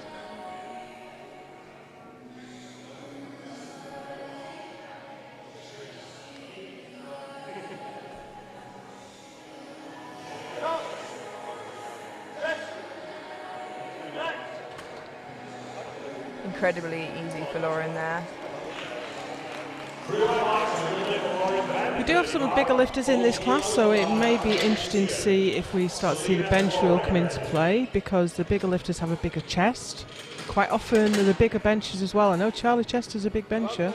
Quite often they have short upper arms, and that's going to give people a challenge, I think, to hit the required depth. Absolutely. There's 40 kilos on the bar now for Megan Tehan. Yeah, I think we were anticipating through the whole first flight to see some questionable depth, and we didn't. and we still haven't. There's time. And that is a good lift. Followed now by Selena Wells with 62.5 kilos on the bar, which I believe she only hit for the first time pretty recently, so her bench is growing quite a lot. Wow, and she's opening with it. Yeah. They always say never open on a PB, never open on a record. But especially as a new lifter, you're progressing so fast. Sometimes you've just made so much progress since your last competition. Absolutely.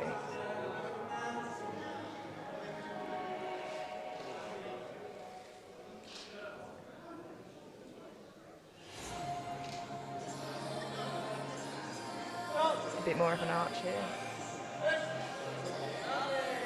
Now, I was watching from the side, not the front view there, so I'm not sure about depth. But no, she was good. It was 3 white lights. It was definitely the highest. It was definitely in, but I think every other lifter we've seen so far has been so below. I think we need that front view to make that judgment, I think. I was peering around the screens to watch it live, but I'm going to keep my eye on the live stream view. So the bar is loaded for Laura Kotakova there, and there's 65 kilos in the bar. Although she can't put up a toe to her, she didn't get a squat in, she can still come out and, like you said, get very, very valuable time on the platform.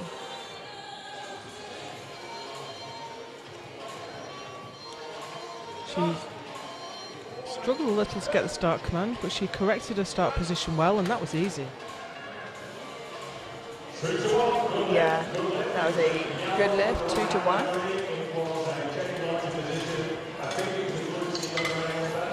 I think there was 1 yellow from the side referee there. So the yellow card failure on bench can be a range of things, but he's indicating that it was butt lift. Sometimes though, the butt does lift on only one side, which can make it difficult to call.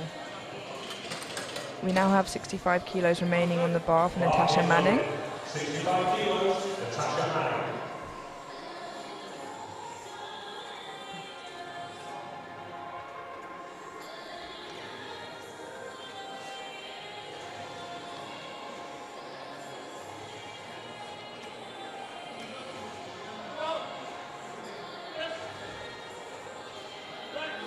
Looking strong. 3 white lights. 70 kilos on the bar now for Emma Cobby.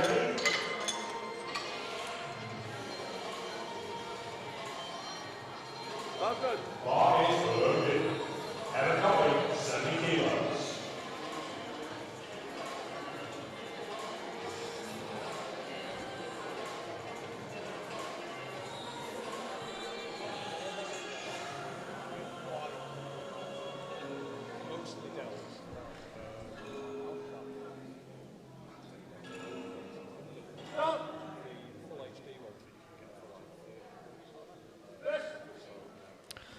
Now that was nice and easy. She did move her feet after the start command, but they're allowed to move laterally as long as they don't lift.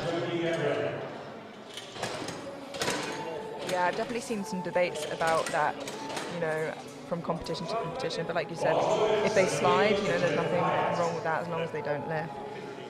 70 kilos remains on the bar for Jennifer Payet. I wonder if she's going to absolutely smoke this and put 20 kilos on it like she did on her squat. I would love to see. It would definitely make bench very interesting.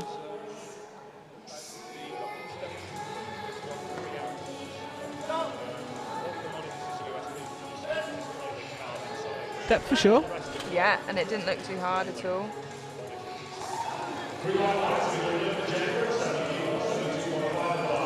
3 white lights for Jennifer there. We now have 72.5 kilos on the bar for Cleaver, Ryan Island.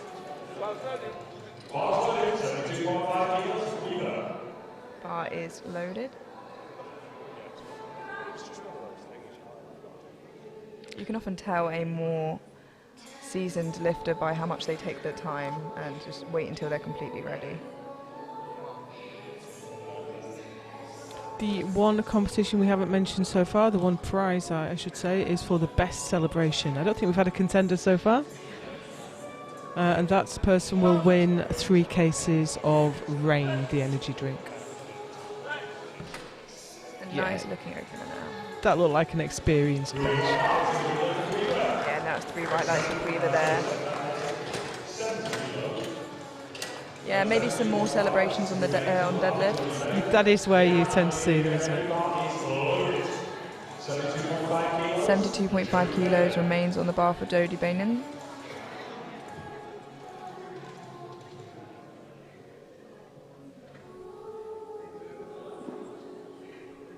Edging towards that magic moment in raw bench when you put the red plates on. Now Jodie looks like she might be a bit of a bigger archer.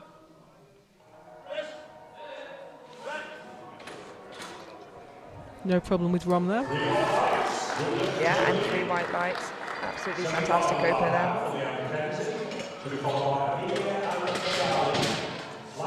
So 75 kilos being put on the bar now for Leanne McKenzie. She had a little trouble at the beginning of her squats, but she managed to pull it back and came back on her third really fantastic final squat.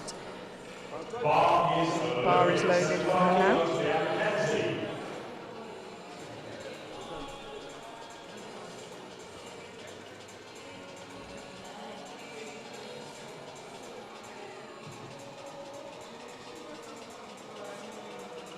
The reds do look nice and tidy, don't they?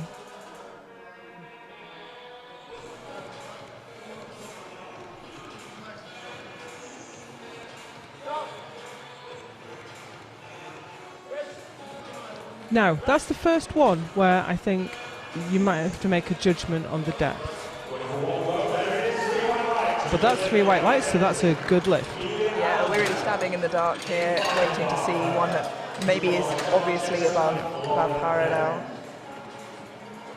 We now have 85 kilos on the bar for Amelia Allen.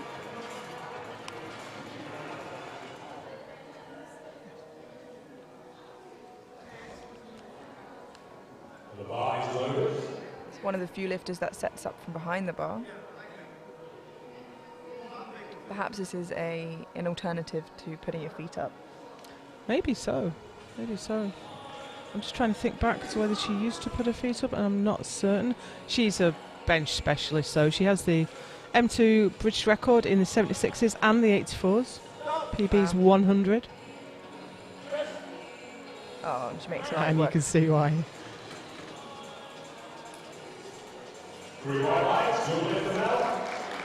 Yeah, that's 3 white lights and a good lift. You'll hear us pause before hearing the results, because honestly right now we're not so sure. That was a great lift from Mel. She's only 5 kilos off her own British record in this class.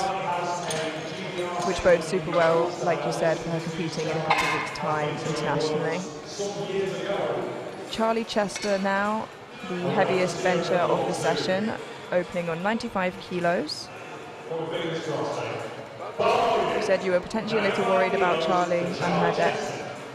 Yeah, it's not something you know about a lifter really, not having looked for it previously. But she does have a big chest and a decent setup, so we'll see how. But I'm sure her coach has been looking at that with her.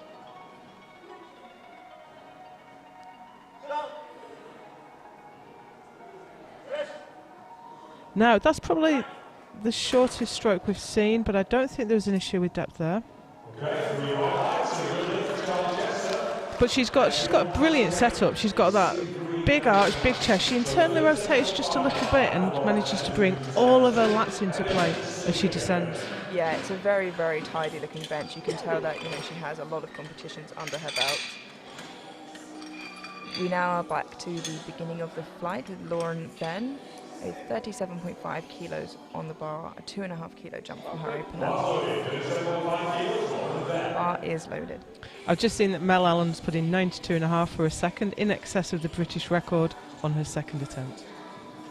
She's feeling cocky today. A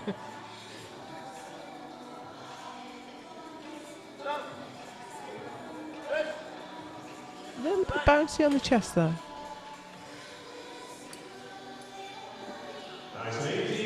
Yeah, and that is 3 white lights. Clearly undershooting her bench there. She has a lot left in the tank.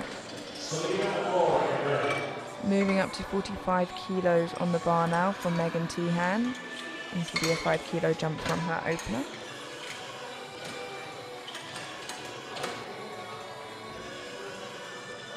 Bar is loaded. 45 kilos, Megan Tehan. Bar is loaded.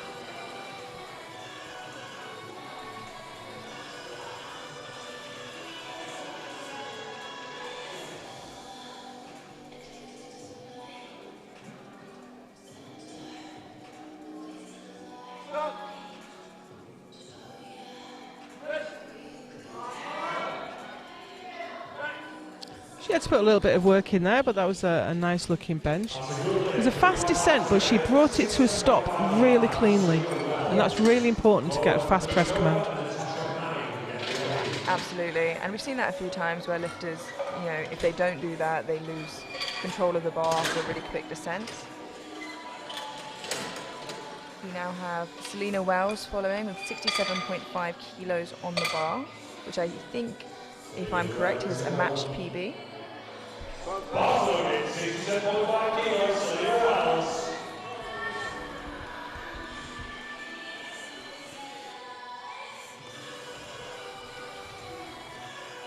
I think she actually missed it at British Unis at this weight, but that was nearly a year ago. Could be we're missing some information for her.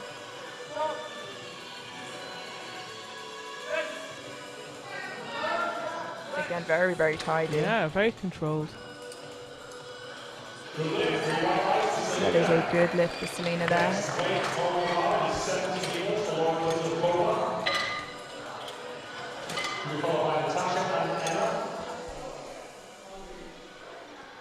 We now have 70 kilos on the bar for Laura.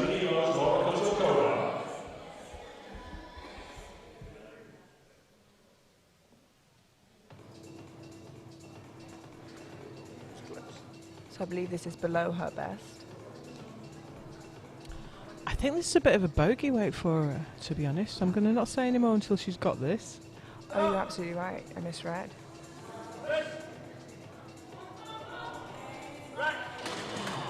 Did you rack it early? Oh, my word. She racked it early, I think. It could be just... Oh, no. The side referee's saying it's the butt. Oh.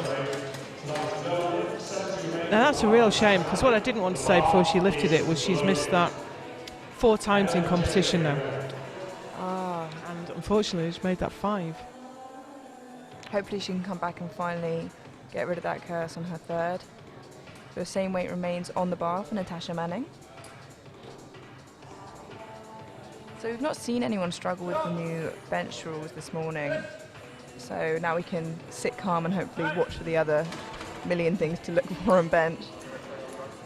That is the time which we've got. Can I see a show of thumbs up or thumbs down, please? And that is 3 white lights, a good lift. And a good lift. So we're having a little HDMI here. White lights are on the case though. We are now moving the weight up to 75 kilos for Emma Cobby, and that will remain on the bar for Jennifer Payet.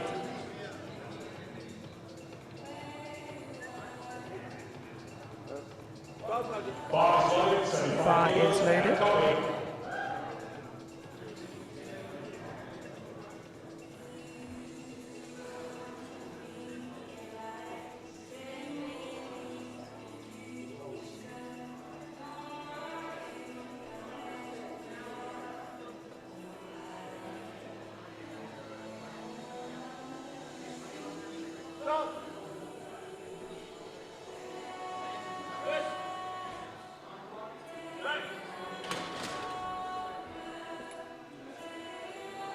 I think the lights are working again now, folks, in the press rooms. So it's definitely 2 to 1. Yeah, 3 white lights, 3 white lights, and a good lift. Right, that's 3 white lights, a good lift. I think they were just having some trouble with the referee's buttons there. So 75 remains in the bar for Jennifer. And her 70 looked very, very easy. It did. I think it was a little bit rough around the edges. I think, as we do often see with newer lifters. I think the bench for raw female lifters is the hardest one to progress. because it takes such a long time to build upper body muscle. Yeah, absolutely. She didn't add 20 kilos to this one. Wow. But it was still easy. Yeah. Again, you're still trying to find that threshold as a new lifter of where that strength actually is. So it's 3 white lights for Jennifer. I think that looked tidier than her opener, to be honest. Might have just been a little bit of nerves. Yeah, especially with the new bench rules. I think everyone's probably a little nervous in their opener. The bar is loaded for Quiver Ryan Island here, 77.5 kilos.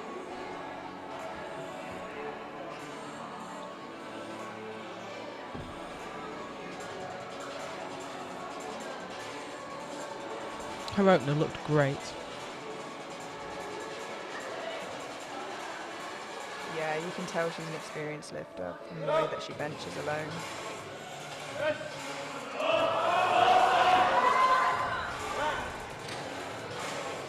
No, I don't think the bar dipped.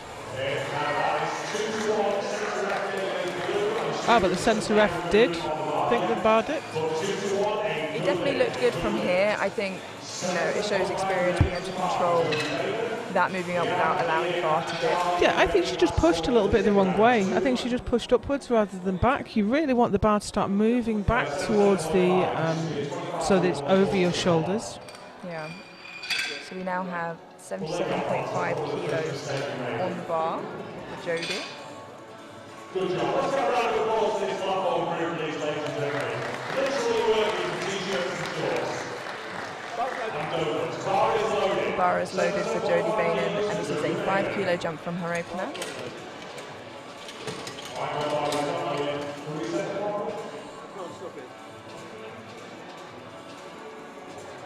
I think there was a confusion about the rack height there, but the bar is now loaded.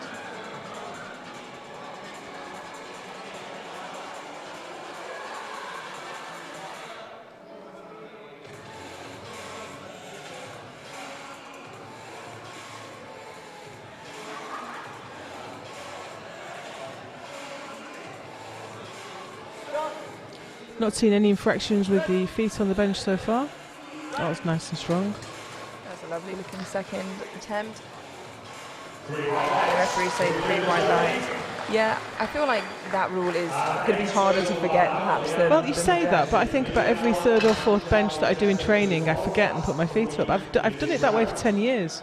That's it takes a while to get out of habit. Yeah. Habit built up has to be broken down the same way, through time. So now we have Leanne McKenzie with 80 kilos on the bar, a 5 kilo jump from her opener.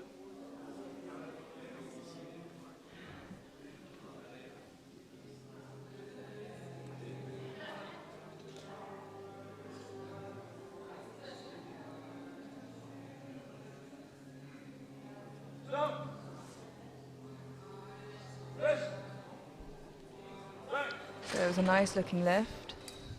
That is 3 white lights. 3 white lights. I think Leanne is the closest we've got to, potentially nearing the new bench rule, but everyone is doing it well within, which is really nice to see. We now have Amelia Allen coming up with 92.5 kilos on the bar. This is in excess of her own British record in the M2s in this weight class. She's done 100 in the 84s, but she was never really in 84. She was always very light in that weight class. She just wanted records in 2 classes there. And to come out for her second and do that.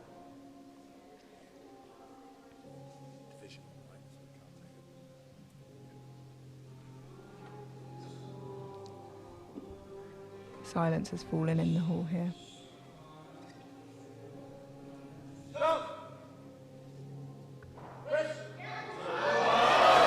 And that looks like a good lift for Mel. She's not moving till she's got a result. In protest. That is 3 white lights, a good lift for Amelia there.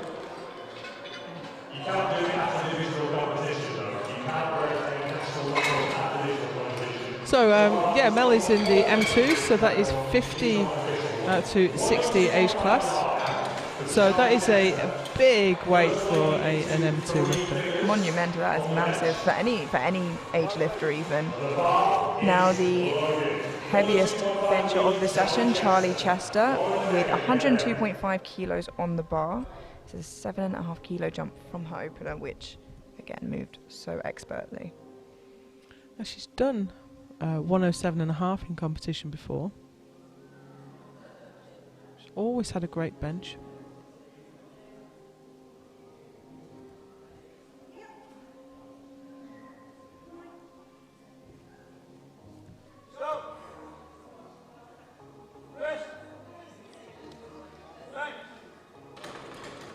Tucks that in really nicely.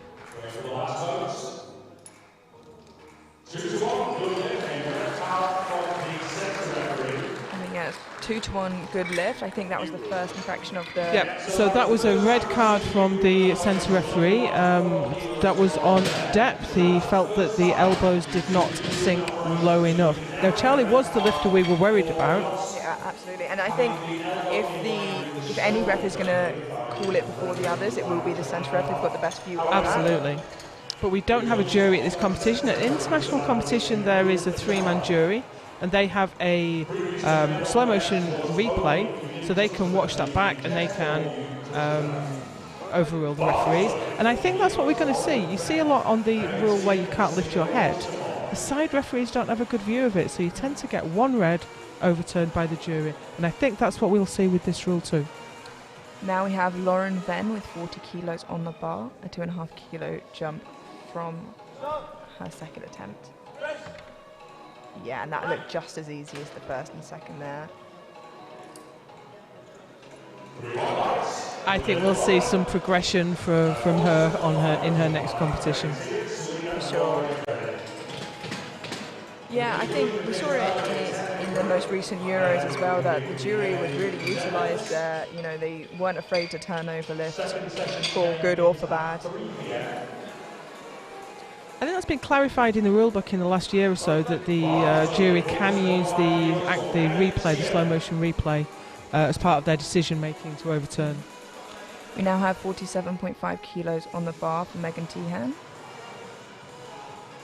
A 2.5 kilo jump from her second.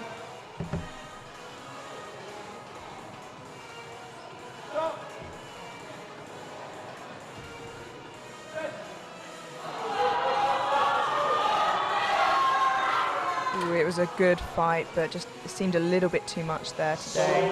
I thought it fell straight off the chest. I'm really impressed she managed to get that moving again. We now have 70 kilos on the bar for Selena Wells. This again is a big milestone for a lot of lifters. I think once you hit a certain number, you know, all the 10s are pretty big to hit. This was a bogey weight for me for a long time. Really? A long time. Was that mental, do you think? Or? Possibly. But I just couldn't push through it, and then I got a shoulder injury, and then I was stuck for a year, and it becomes a really big thing in your mind. Absolutely. So everything we've seen from Selena today has been so tidy and so well called.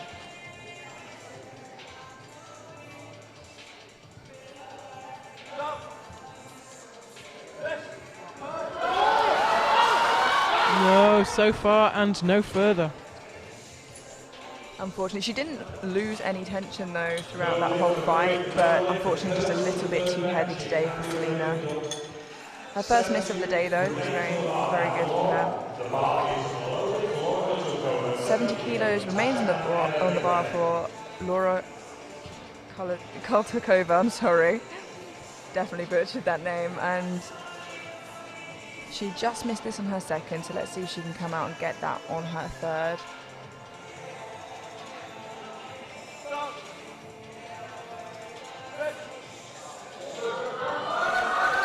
That's a great effort, but just that tiny bit too heavy.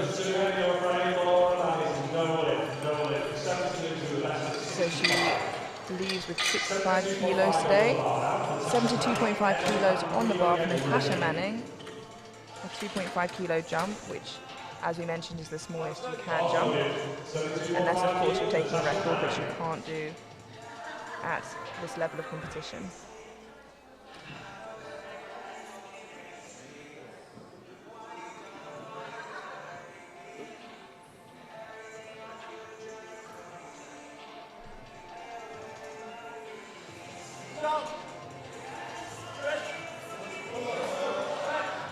No, a bit too much.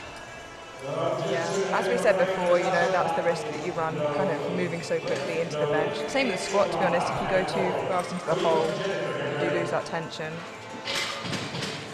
80 kilos on the bar now for Emma Cobby. Made nice, even 5 kilo jumps for each one of her lifts.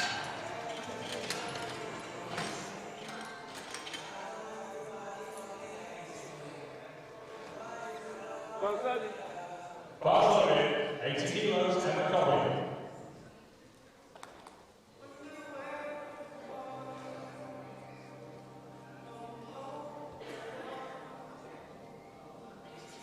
It's interesting to see and guess who might have been putting their feet up before by their setup.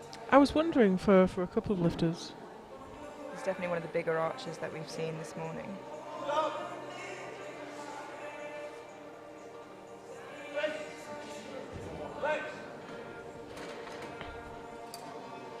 Unfortunately, no, it just kind of fell towards her face there, which is really, really hard to recover from once it's happened. We are not having much luck with the third round of bench. Yeah, I did look at the board and think that we have 80 kilos still on the bar for Kiva Ryan Ireland here, and hopefully she can break the curse of the thirds here. Now her second was tough, but I think she just made a tiny technical error, so we may see this move a little bit better.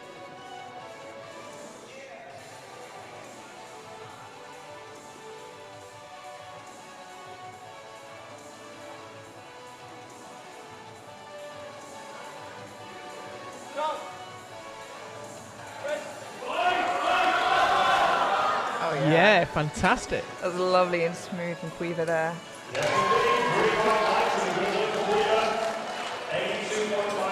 Seems pretty happy there. Surprisingly, probably the best celebration we've had so far. So she's broken the curse of the thirds. Let's see if that holds. Hopefully it does. We have Jennifer Payet now with 82.5 kilos. A 7.5 kilo jump, which was bigger than it was from her first to second, but her second looked great, and she probably just gained a lot of confidence from that. It's a difficult one. You would usually, as you say, take a bigger jump to the second, but sometimes her opener was a little bit rough, so maybe her coach or whoever's helping her thought, okay, we'll be conservative, but she smoked that one, so let's put the weight on. And I think that was a good call. Did she just jump the command? Yeah, unfortunately that is no lift. I think that's Yeah. Unfortunately there she did just miss. Yeah, we were just looking for confirmation from the referees, and she did rack that before the command. But I think that was a moral victory. She did the weight, and it was a well-judged weight as well. It's all experience out here, and I think that is something that's so crucial at that early stage of competing. We now have 82.5 kilos on the bar still for Jodie Bainan.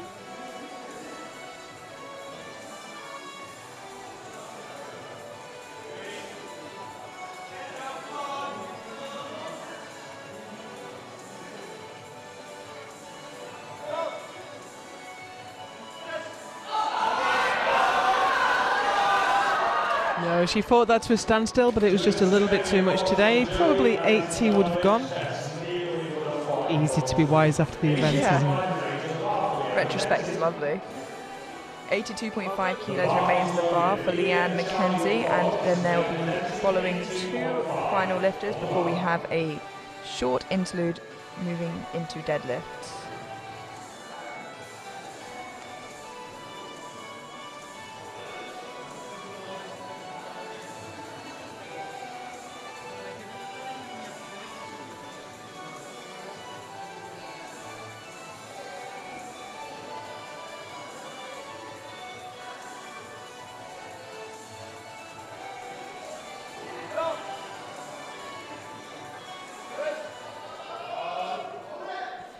Very well judged third attempt. That's 2-1, a good lift. I do think, yeah, the centre ref just called it on elbow depth there. Okay. Which I think, like we said before, you know, the centre ref's going to be the harshest on that.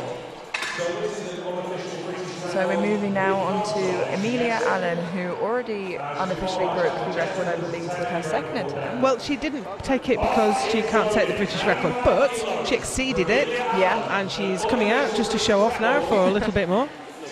Absolutely. And she's yet to compete again in the next few weeks, I believe. Yeah, I think it's early March, actually, the Euro Classic Masters.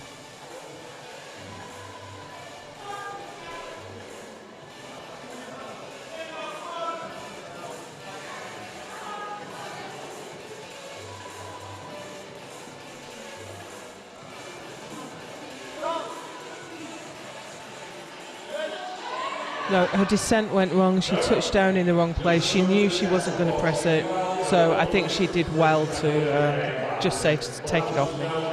Yeah, I think when you know your bench so well, there's no point of wasting energy when you still have deadlifts to go. Absolutely. I think that was a wise choice. So we now have Charlie Chester, the last bencher of the morning, with 110 kilos. And she's gone up another 7.5. She's well capable of this weight. In fact, this is more than she's done in the past. But I think her body weight has gone up, so bench does respond very well to increased body weight.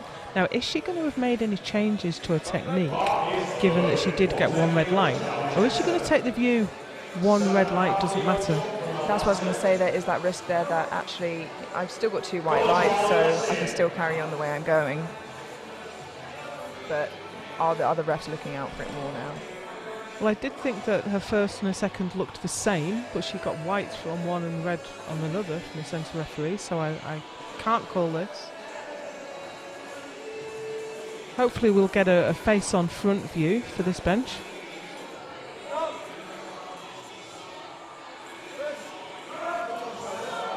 Now it's a moot point because she didn't make the press, but I think that was high. And that completes the bench press. We now go into a 10-minute break before heading into deadlifts. So don't go anywhere. That is it from us in the booth. So thank you for watching, and we will see you all shortly.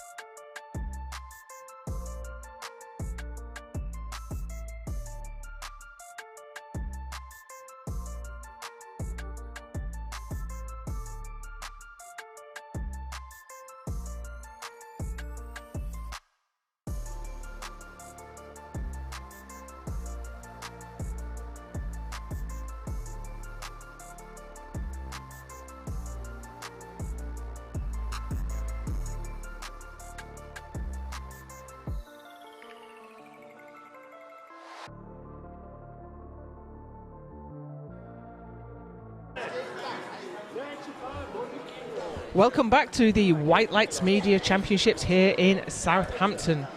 We are through to the deadlift part of the competition. This is where the party starts. We have the first flight coming up for you now, the 52s and the 57s. And then we'll move into flight B, which is the 76s, 84s and 84 plus. The remaining women lift tomorrow. So we've seen some good lifting here today. We had our very first infractions on the new bench rule. I think perhaps more exciting for us than it was for the lifter. I think so, yes.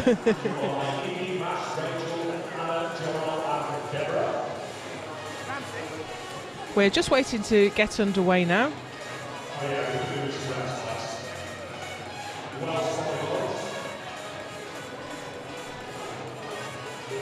The referees are waiting for their controls. We can't really do anything unless the referees can tell us if it was a good lift or not.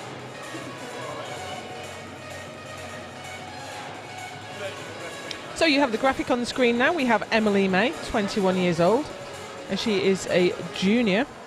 She's opening her deadlift with 95 kilos. Okay, the lights are looking. They've got white lights, right? Got white lights. Let's make sure that you can see some of them. Now it's time to bar. The bar is loaded for Emily May. Here comes Emily. It's deadlift time.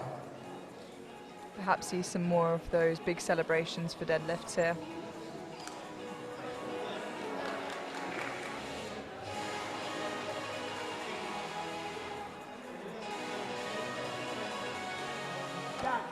Nice conventional though. She needs to be careful of overextending at the top because it can make your knees a little bit soft. But that was a good lift for the white lights. Yeah, I think it's a habit that some lifters get into where they think it makes them look more locked out, but actually when they overextend, it can make them look less locked out. Yeah, and I think a lot of sumo lifters do this too because lockout is difficult in sumo, so they lean back, overextend, and the knees unlock, which is something to look out for. But here is Didi Hu for 97.5. Don't forget they have to look at the ceiling as well when they look out.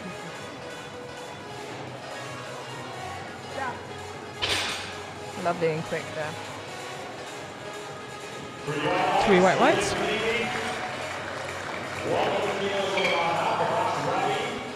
And the competition really speeds up at this point when we get to deadlift. None of your complicated setup, people just run out, pull the bar. Here's Mashad Rabbi for 100 kilos. And if you can see the numbers counting down on the screen next to the 1 minute, that is for the previous lifters to get their attempts in.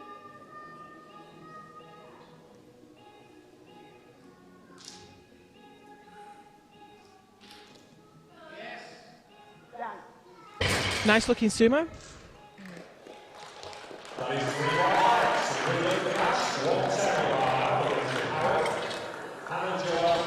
Here's Rachel Howard in the 57 kilo class. She's opening her deadlift with 110.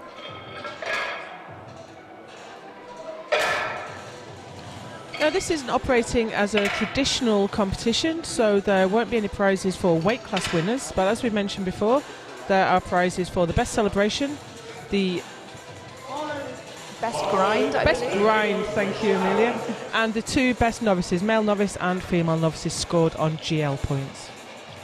Which I think, you know, adds a nice dimension where it's not just the person who lifts the most weight, Yeah. you know.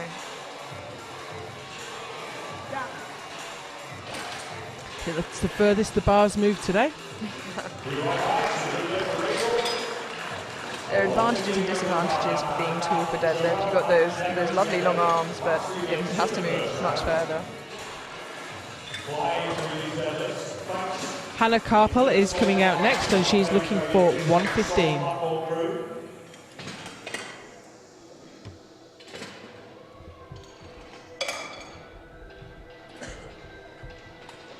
So, as a sub-junior, this is already a over double body weight deadlift for her opener. She opened at this weight at the Euros and went on to deadlift 125.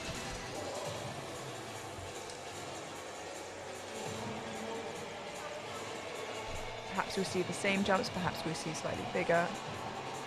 Have to wait and find out.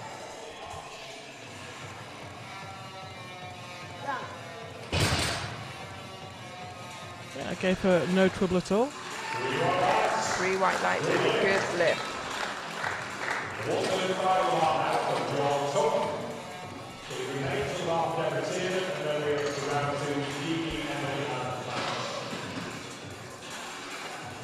Next out, Joelle Tung in the 52s for 135.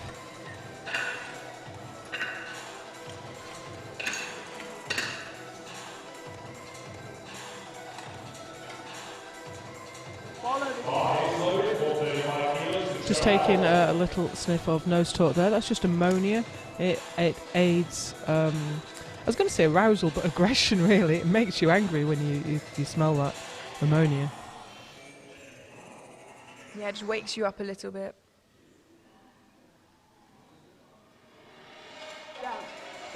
Nice looking opener there for Joelle.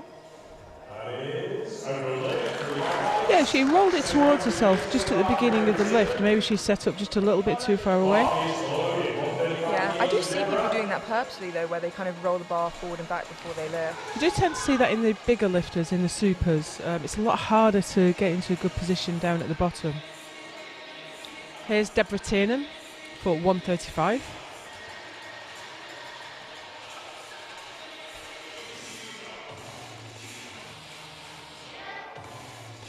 And that matches her best lift out at the World Masters, but she has done 140 in the past.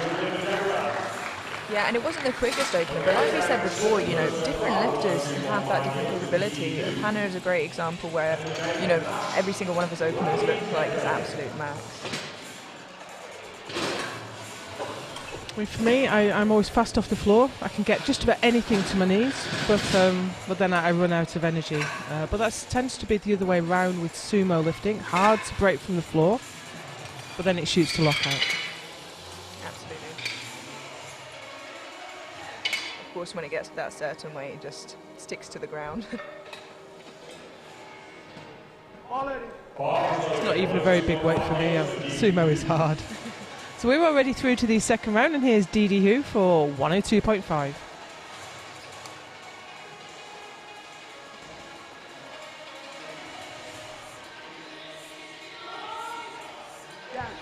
Really nice positioning, we've seen from her all the way through the competition. Yeah, and 3 white lights for Dee Dee there. Yeah, a really quite tidy lifter.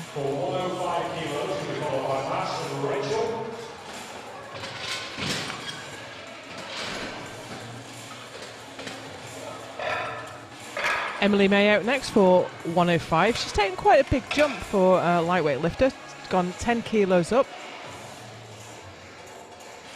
Yeah, it's possible that the 95 was just being super conservative, making sure that she got that total on the board. Or again, maybe that's just the jump she's used to making in training.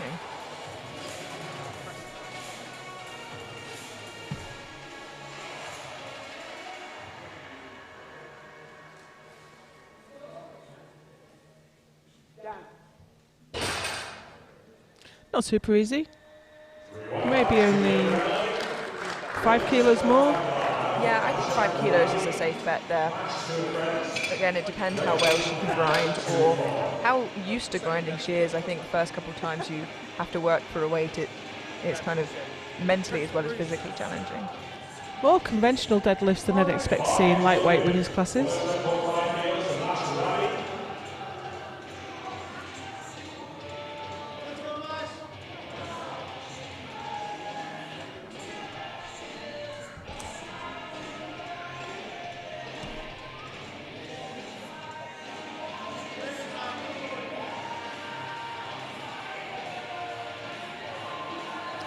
So sumo is classified as the legs are outside the hands. Conventional is the other way around. That was a nice pull for Mashhad. Yeah, you do see some kind of hybrid lifts where somewhere in between there, kind of frog stance, deadlift. So sort of semi-sumo, but you do find then that the hands are interfering with the legs in a weird way. I always feel it always looks very awkward to me. Yeah, I think it has to be very technically perfect for that to look and work well for the lifter. Otherwise, they normally fit into the category of, like you said, conventional sumo. Here's Rachel Howard for 120, gone up a full 10 kilos from her opener.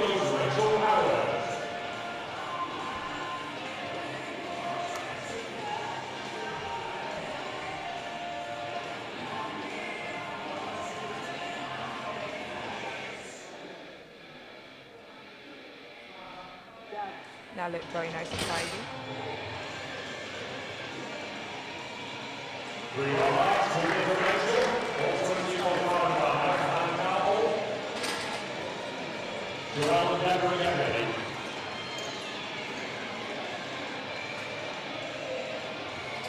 Hannah Carpel now for 122.5. You can see her just waiting in the wings, waiting to getting herself fired up. Yeah, a big deadlift for a 52, but you know, considering she's a sub-junior as well, it's extremely large. 122, you're right.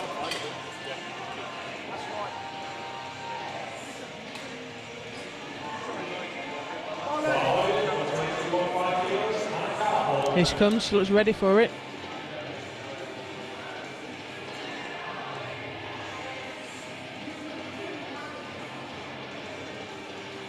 So everybody in this flight has managed to put up a total, which is lovely to see.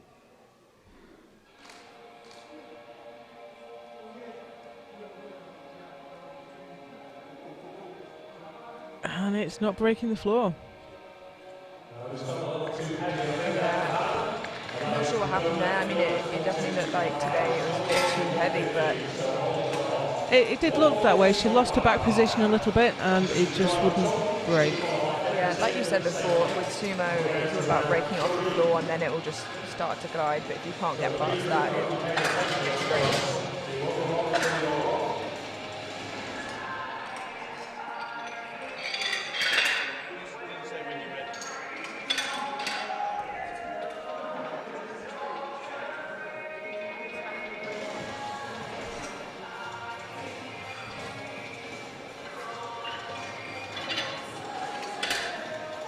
Joelle Tung next for 142.5. Next two lifters actually, both open on 135, gone up to 142.5. This is Joelle Tung.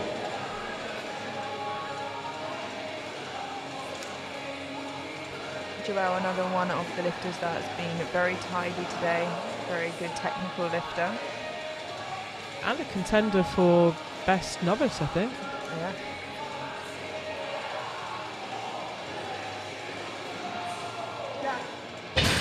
Oh, she did the same there, so that must be her style, not a mistake. She sets up a little bit far away, rolls the bar in, and then tightens up and pulls.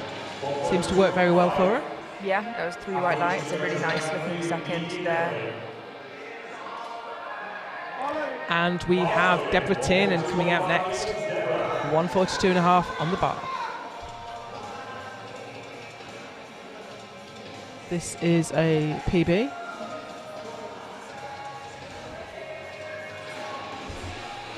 And this just goes to show she's a masters lifter. She's still improving. She's still putting weight on her lifts.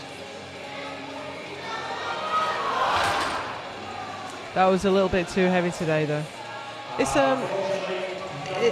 people think that the masters lifters, they've been around since they were juniors and they've progressed in the sport. A lot actually come into the sport in their 40s and 50s. And in fact, I know a couple of people I met at the World Masters that actually started lifting in their 70s, which is just incredible. Yeah, I worked with an athlete over in the States, and she started powerlifting when she was about 71, I think, which is, you know, incredible to see people of kind of all walks of life and ages coming into powerlifting at different times. And I think it's important that the masters are out there showing us that you don't have to stop. You don't have to, you know, put your slippers on and get in your chair. You can carry on lifting. Yeah, the weights are going to go down a little bit as you progress, but yeah, but also showing us that you can stop and come back if that is something that you feel like you need or want, that breakaway. And then, you know, it's always coming back with welcome with open arms. So here we go, we're in the third round of deadlifts. This is the Kingmaker round. This is where we crown our champions. Dee Dee Hu is out first and she's going to take 107.5.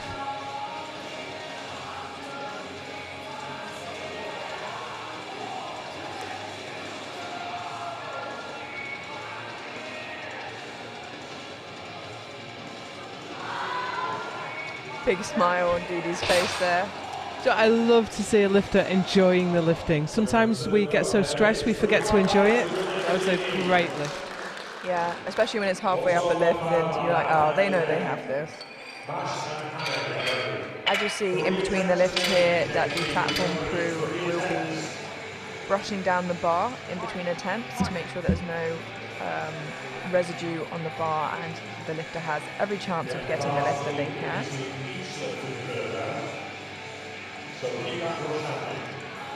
This is for Emily May, 112.5.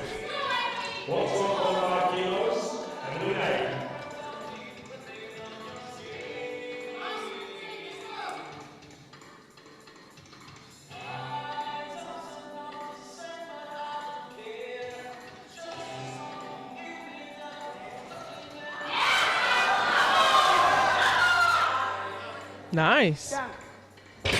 That was a close your eyes and hope for the best sort of deadlift. And 3 white lights there. Oh, that was lovely. You could see the emotion rising as she waited for the result. See her embracing her friends there as she comes off the platform. Very emotional. It's a lovely feeling.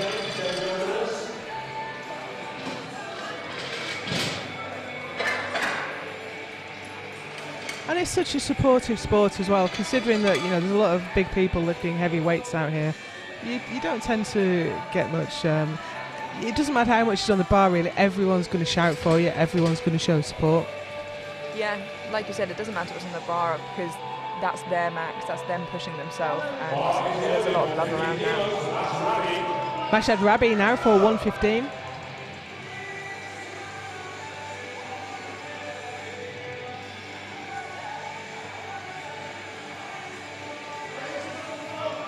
Tall lifter for 52.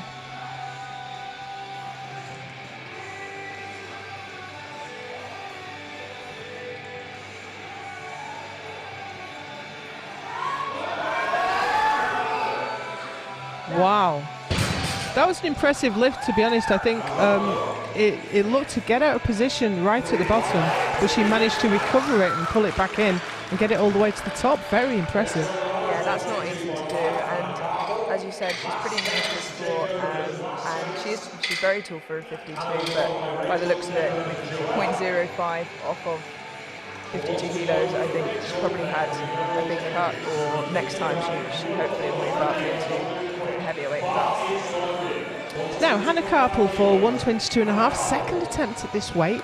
Couldn't seem to break it off the floor first time out. So she could just keep tight, keep patient and keep pulling.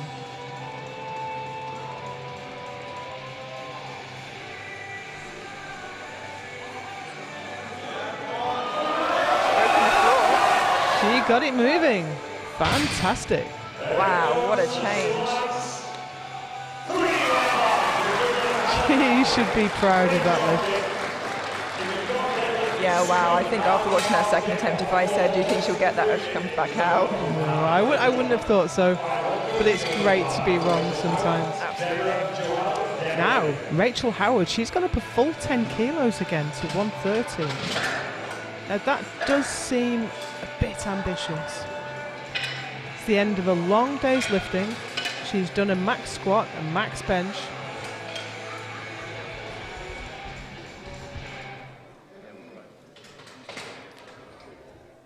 Her PB is currently 122.5 and she's asked for 130.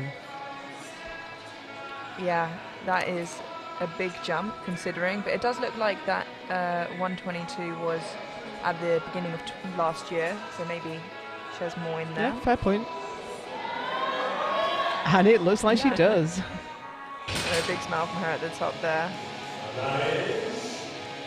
3 white lights. I think those few seconds waiting for the lights is a lifetime. Now, next out is Deborah Tiernan. She missed this seemingly on strength, but she was pulling conventional. Got it about to her knees, I think, and it didn't seem to want to go much further. If she can get really fired up, really hit it hard.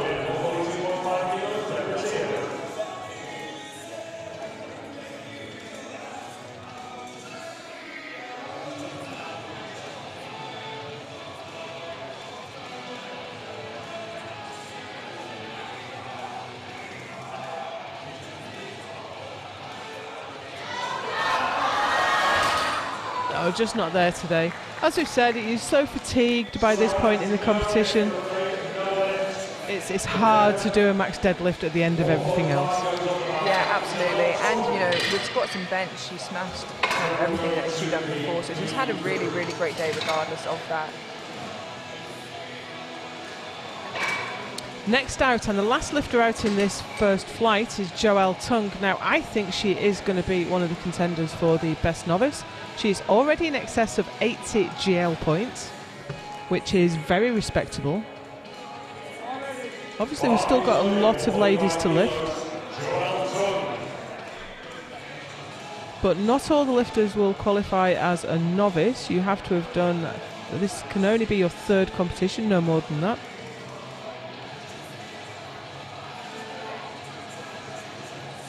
Had a great day so far. Oh yeah, and she's such a pleasure to watch. Like, her lifts are so technically excellent. Wow. 2-1. She's got a blue there, which I believe is for hitching. Yeah, I wondered if she would get a blue for that. As she started to pull back, her knee slipped under the bar very slightly, and once the bar is resting on your leg like that, then it's a fail, it's a blue card. But she got 2 whites, and that's what counts, so she gets that deadlift on the board. Absolutely. And that sets the standard. I think it's 80 point something GL points, so that sets the standard that all the other novices need to beat. Yeah, and that is a great score for anyone, let alone a novice. So really fantastic. And don't go anywhere, because we are now straight into the next flight of deadlifts. So this is Megan Tian. We have the heavyweight classes now, 76s, 84s and 84 plus. And we have Megan for 107.5.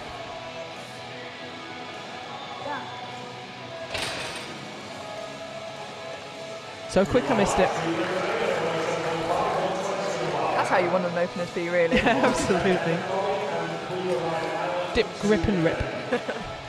Should get that on a t-shirt.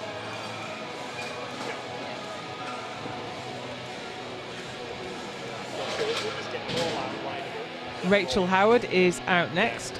She's looking for 120. Excuse me, I was looking at the wrong screen entirely. This is Laura Venn coming out for 120.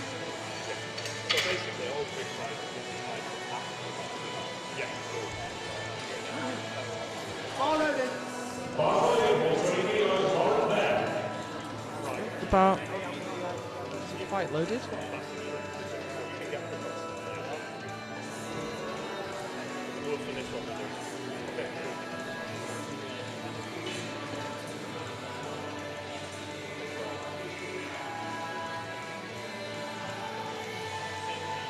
And there's a lot of lateral shift there.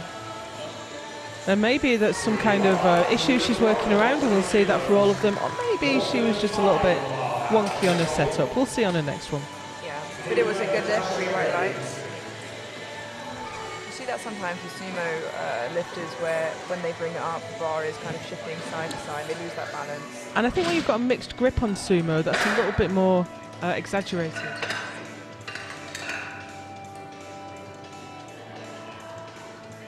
I do get the struggle though, because myself, I have stupidly small hands, so it's something that I feel like, even just mentally, I need to do. Here's Emma Cobby, 135.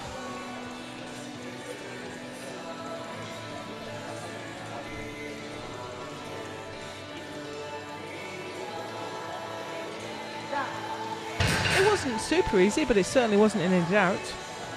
Yeah, and she has a deadlift on the board now, so secured a total. The next 3 lifters are all out for the same weight, 140 kilos, and we kick off with Quiver Ryan Island. Generally, the order of lifting when the lifters select the same weight is the lower lot number goes first. Lot numbers are allocated randomly at weigh-in. But if 2 lifters lift the same weight, it's the lighter body weight that takes the advantage.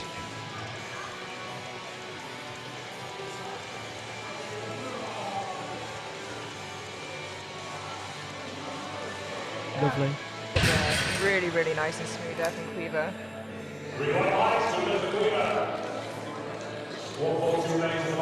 I think she'll be pretty happy with her debut back onto the platform after a while. Natasha Manning now, same weight, 140.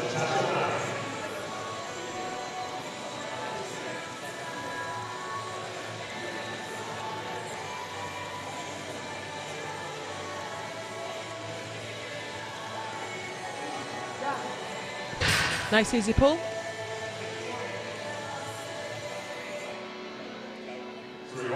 Yeah, 3 white lights. Best case scenario is we don't have too much to say for openers.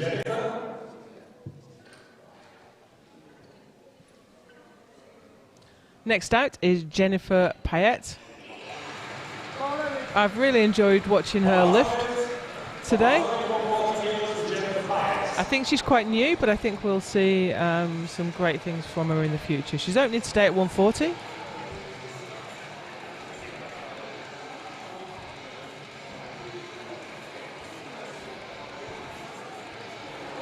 Lovely, that was so fast. He looks back at the lights. No, she got blue and a yellow. I'm not sure what the yellow was for. The blue must have been for supporting, which I didn't see, but I didn't see the yellow card infraction. A yellow card can be for so many things.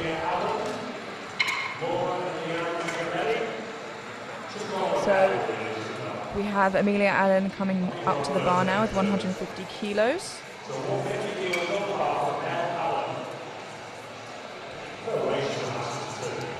So here comes Mel Allen, hot on the heels of having exceeded her own British record on the bench with a massive 92.5. This is a 150. She's lifting in the 76 kilo M2s. She dallied with being a light 84 for quite a long time, but she's where she belongs now in the 76 kilo class. That wasn't super easy though. It was a good lift, 3 white lights.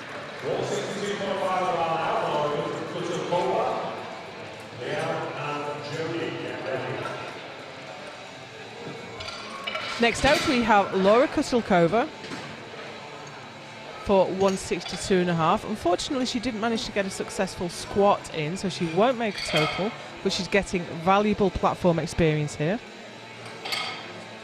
Yeah, and she can take home the moral victories knowing that she's hit these numbers at a competition standard and work towards her next.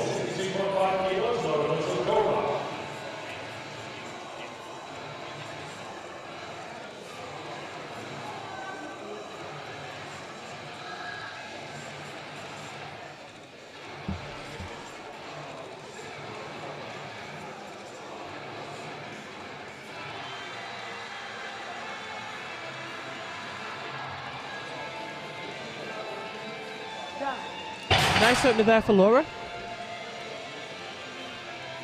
Yeah, and that is 3 white lights, a good lift.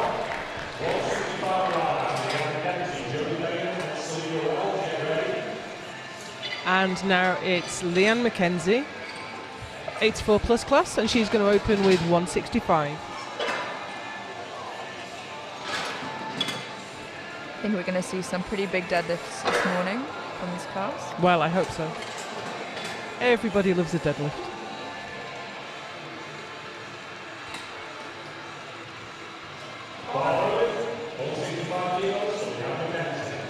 Here's Leanne.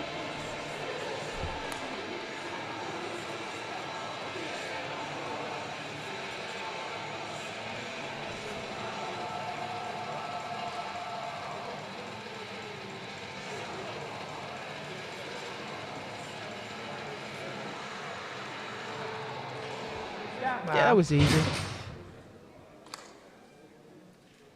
Just waiting on one of the referees here. Yep, 3 white lights, no doubt. So we talk a lot about putting an easy opener up because you want to get on the board. The first lift is just to register a lift to make sure you get a total. You can push on ahead with your second and then fight for place with your third. Yeah, and it's a lot easier to do so with deadlift to make those slightly bigger jumps. Here's Jodie Bainan in the 84 kilo class for 167.5.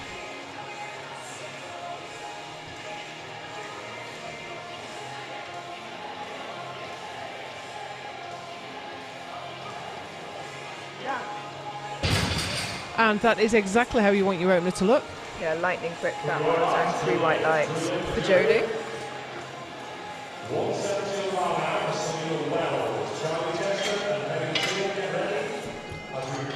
Selena Wells out next. She's a big deadlifter, opening with 170.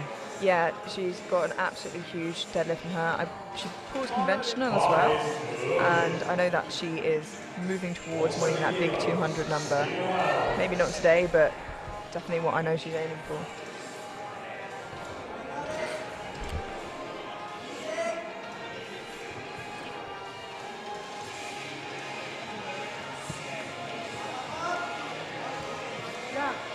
Moved well. Yeah, moved really well from Selena, and 3 white lights. I know that deadlift is definitely her favourite lift, and so she's probably having fun with this now. Well, you know, it's my favourite lift, deadlift, but it's the one I'm worst at, which is odd. I suppose that balances each other out. You know, you're enjoying yourself still. I always thought I was a deadlifter until I started looking at the rankings and numbers and thought, no, actually, I'm really not. Usually, my favourite coincides with what's going best at the time. I'm fickle like that. Here comes Charlie Chester of Bournemouth Barbell, opening with 3 red plates, 175.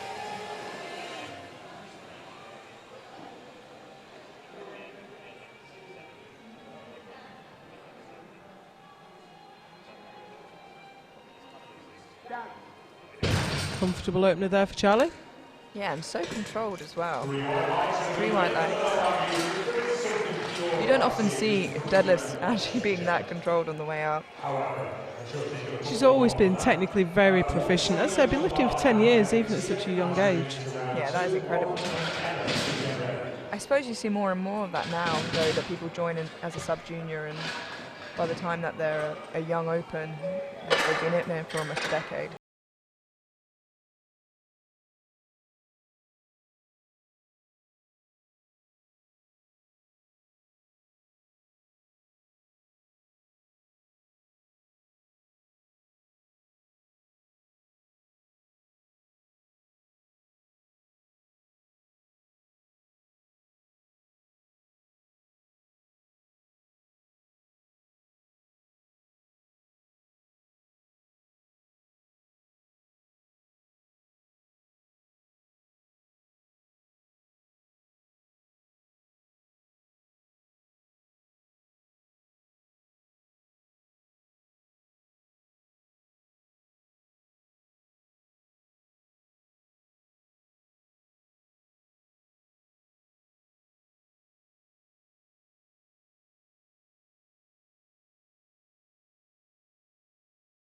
Is a good lift, 3 white lights for Megan there. I think, you know, what we've been reiterating all day is she's opened with something that she's super comfortable with, and then was able to make that big jump.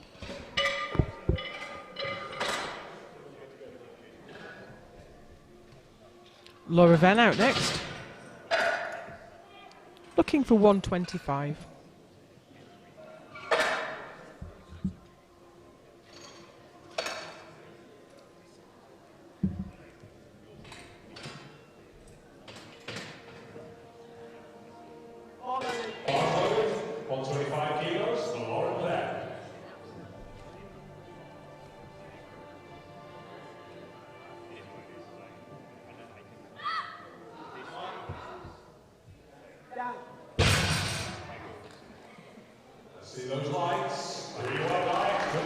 Good lift, and she's happy with that by the look of it.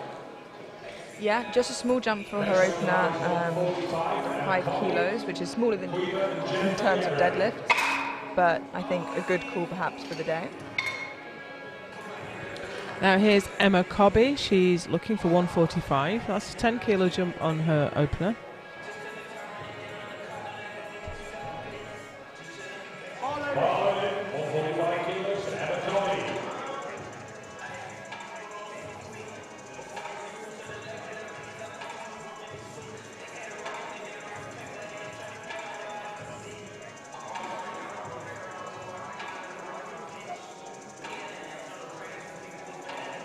Now, I think she made that hard for herself by letting the weight get forward as she pulled it. She rolled it out a little bit and the weight was further ahead of her than she wanted it to be. So you had to put so much more energy to pull that back in.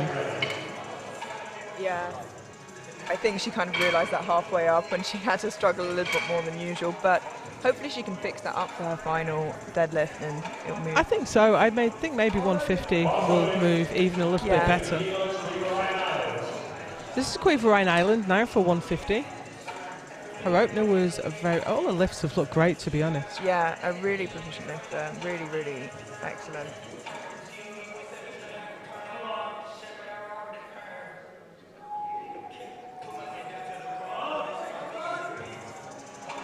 Again, a lovely conventional.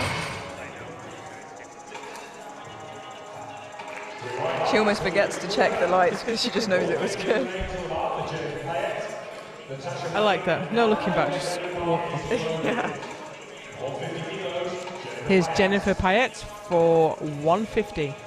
And she had quite a conservative 10 kilo jump, judging by her other lifts today. Yeah. It surprises me that her jump for her deadlift is smaller than it was for her squat. I think she took a super conservative squat. Ooh, a little bit of difficulty at lockout there. Yeah, I'm wondering if maybe just at the top there it was... Centre referee was not happy with... the blue card can be for downward movement as well. Yeah, I've just seen him indicate it was downward movement. Which is also the angle that we got on the live stream as well, so we can't see what the side referee saw there, or didn't see. Yeah, so interesting to see what she puts in next. It was just it just felt a little bit untidy at the top there. But I think she's quite a new lifter. She's got plenty of time to tidy up that technique. And here's Natasha Manning, 155.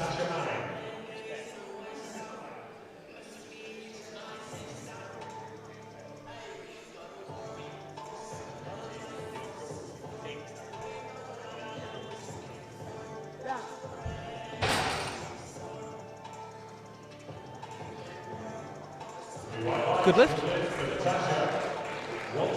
More left in the tank there as well, I think. Yeah, it's a good place to be heading into your third. Different people view these kind of competitions differently though. For some it is an opportunity just to see where you're at and, you know, maybe for the younger lifters max out, as it were, but some people are trying to build totals or get QTs. And I think this is where Mel Allen is now, because she has as we've said, she has the Euros coming up in, is it 6 weeks, 7 weeks, something like that? So I think this is just to find where she is. 160 on the bar.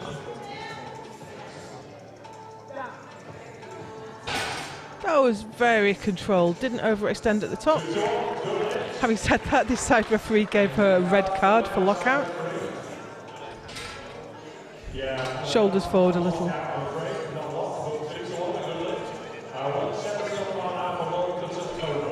She put it down just as gently as she picked it up though. As if she owned the room.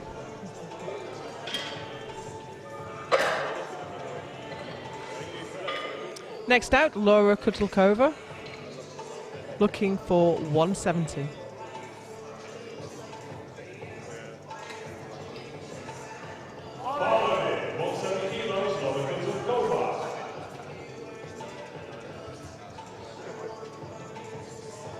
So I wouldn't be surprised if Laura was going to go for maybe a personal best today, just to, you know, get something really positive out of the day.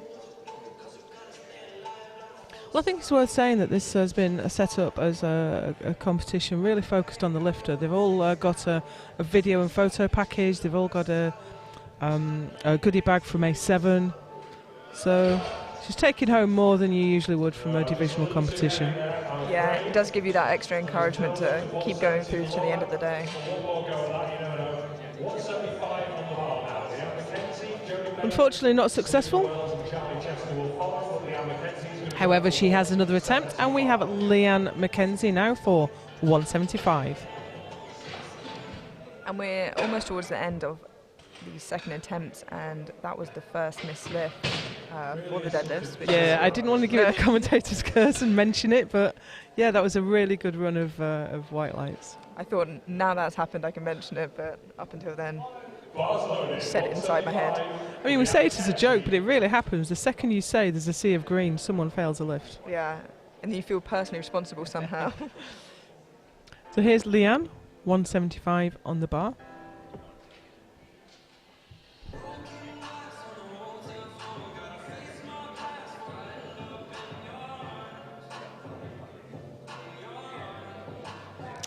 A little bit of uncertainty at the top there. She needs to tidy up that lockout a bit.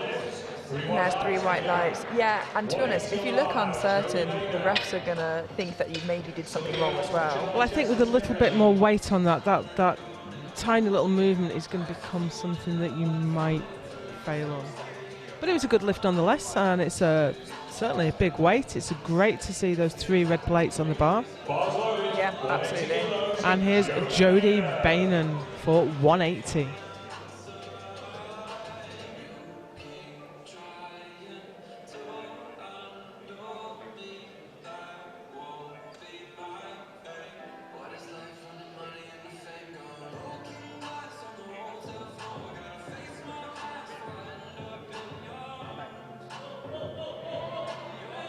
Wow. Nice, that was fast.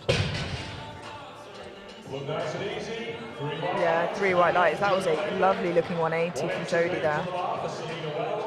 Charlie Chester, Megan T to follow. Last 2 lifts in round 2. Bar is loaded. 180 kilos. Selena Wells. So here's Selena Wells. You said she was a big deadlifter, and here we go with 180 kilos. And one of the lighter girls taking this sort of weight. She's a 76 kilo lifter.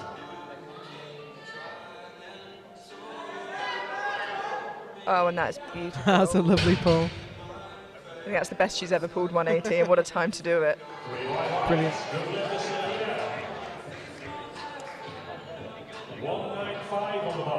So Charlie Chester is making a statement here with 195 kilos going on the bar.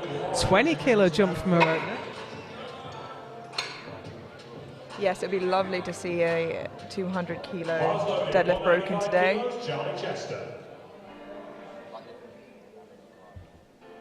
It's also becoming all too common as well to see, you know, some of these female lifters breaking 200. Yeah, and when I started lifting, it was absolutely unheard of. Even Joy Namani was only doing 165. It's absolutely crazy how much that has grown.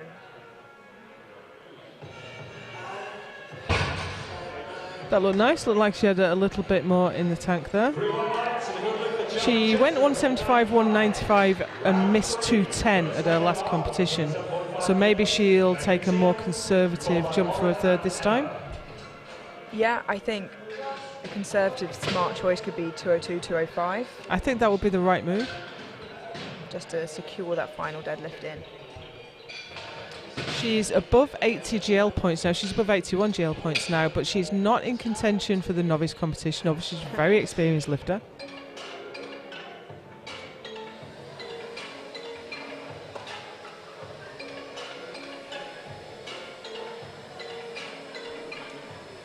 We move into the third round of deadlift now.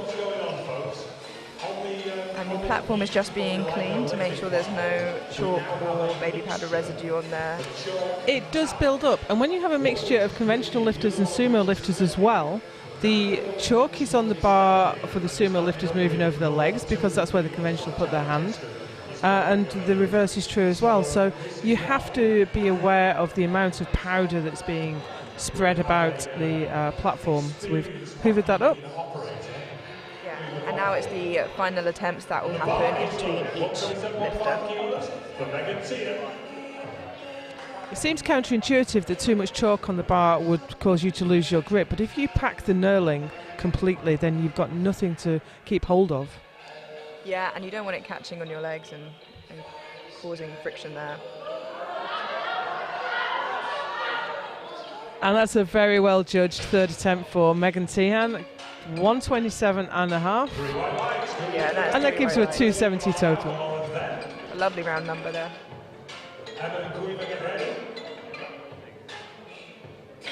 Lauren Venn is out next for 130.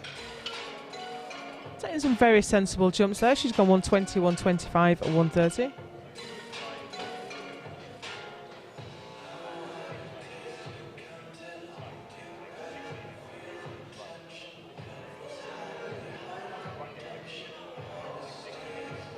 Bar is loaded, 130 kilos for Lauren Venn. Still a junior lifter.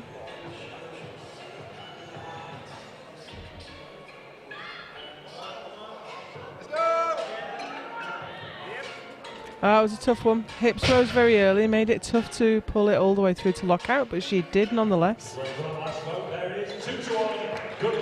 Yeah, it's 2 to 1 a good lift. She did get a yellow from a side ref there. I couldn't. Yeah, the side referee thought that she let go of the bar earlier. You have to return the bar to the platform under control. That's usually interpreted as keeping your hands on it at the very least. Yeah. Some people do take that a step further where they put it down really very gently. You know, it's lovely to see. Not me. Not me. That's going down as fast as I can take it. I actually bruised the bone of my hand throwing it down too hard last year, yeah. Here's Emma Cobby for 150.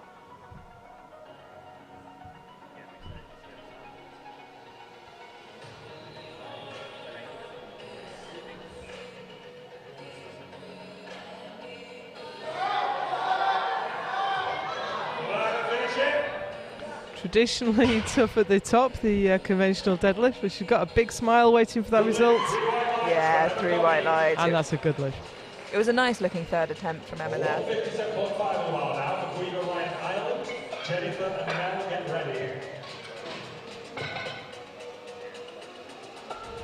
We have Quiver Ryan Island waiting to come out for her third attempt.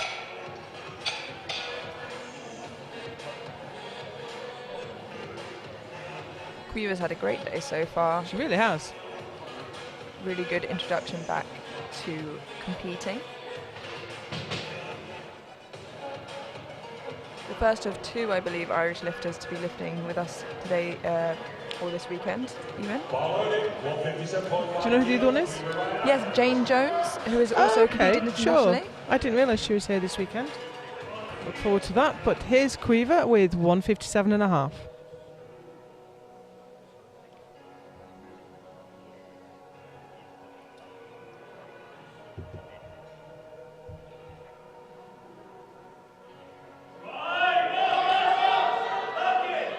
It's a tough one, but she stayed with it, stayed patient, and kept pulling. What a pro. Again, I think a really good call from them there. 3 white lights. There's a good celebration. Absolutely.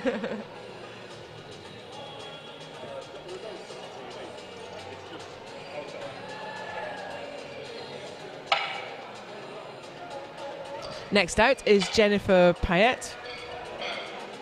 She's taken a slightly unusual approach of a 10 kilo jump to a second and then a 12.5 kilo jump after that. We saw something similar on bench, didn't we? Yeah, I was about to say, I think that the same happened with Jennifer on bench. Just getting that confidence perhaps in the first couple and seeing where her footing is.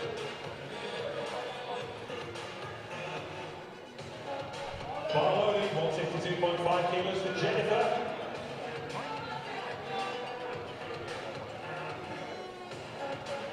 Now, if I remember correctly, the top of her last pull was a little bit challenging. It was a little bit untidy, I thought. Yeah. I think she did get 1 red card for it. She's so fast to the top, but It looked tidier, for sure. from the front view, it's hard to see. Yeah, I didn't have a side view on that. So the red card on deadlift is for lockout. Your knees have to be locked and your shoulders back. So she looks a bit disappointed with that. But to be fair, for a new lifter, she's moved a lot of weight. She's got a lot of lifts on the board. I think she should be proud of her performance today. Absolutely. And, you know, the strength is clearly there for the 162. It's just finding that perfect lockout point for her.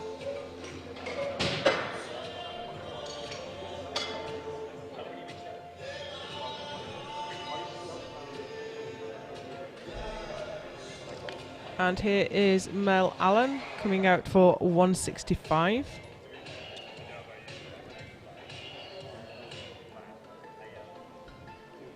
Mel, another lifter who's had an absolutely fantastic show today. She has done 170 in the past. So it'll be good to see where her deadlift is at the moment. This matches the current British record on deadlift. In fact, didn't she matched the British record on squat. She exceeded it on bench. This will match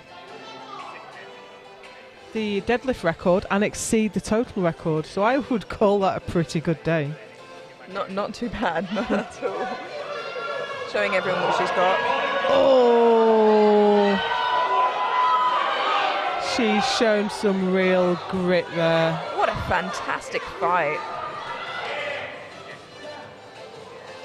Now, I'm going to wait for the referee's decision, and yes, I thought so. There was, very early on in the lift, she kind of, her knees slipped under the bar. So she's been called for supporting.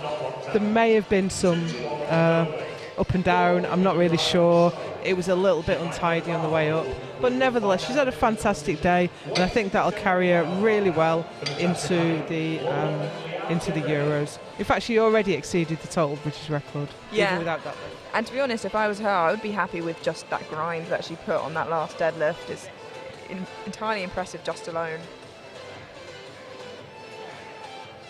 Here we can see the score sheet, and we have just a few lifters left before finishing up this morning's sessions. Now here's a lifter who took a 15 kilo jump to a second, and then she's added another 12.5 to a third. Now I think the fatigue of the competition might catch up with her at this point.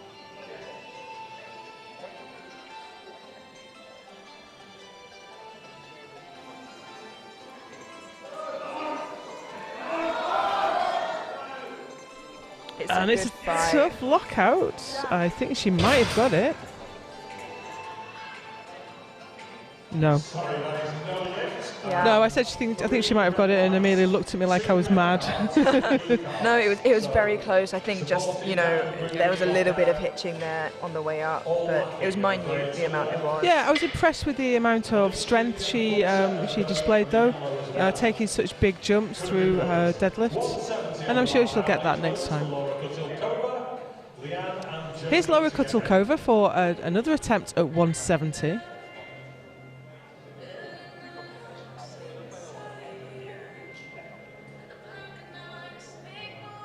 TC's just holding her back. She looks ready to fire onto the platform like a rocket. Have to wait until you are called. The technical controller is also there to make sure you don't come onto the platform with your equipment not correct.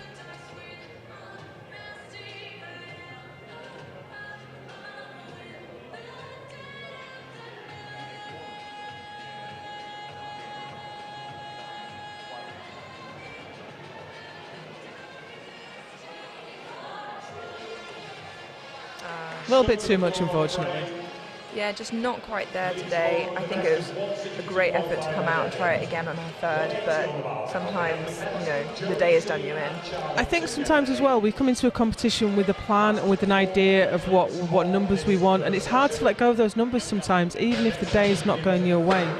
Yeah, you have to react to how it's going. Yeah, often we go for what we want rather than what's there, yeah. And I think that's a dangerous way to play. It is dangerous to become too attached to the number that you think you're capable of. Yeah, I think it's really smart to go in with an idea of a range, a low end and a high end.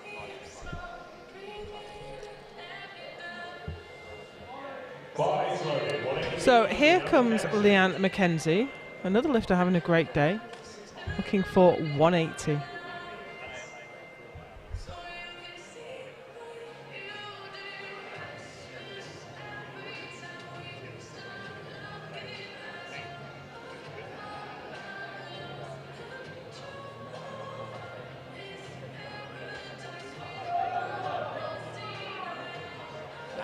Very nice. That looked like a lovely third from Leanne there.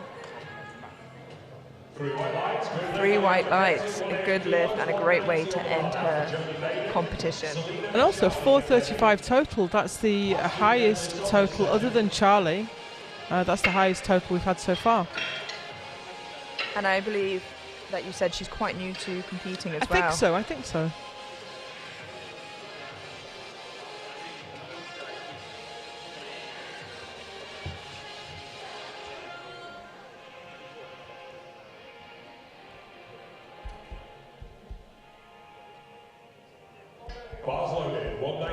So here's Jodie Bainan for 190. She opened 167.5, went all the way to 180, put another 10 kilos on it for her third. This will be a PB.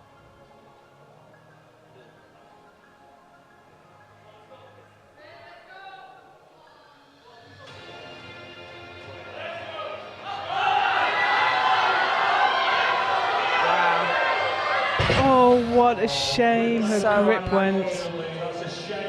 Right, I think she is still in the running for perhaps best novice. You know, I think this is only her third ever competition. Selena or Jodie? Jodie. Jodie, right, okay. I think the Joelle, I think she was 80 point something, and Jodie's finished on 78. But I'm not sure if there's prizes for top 3 maybe.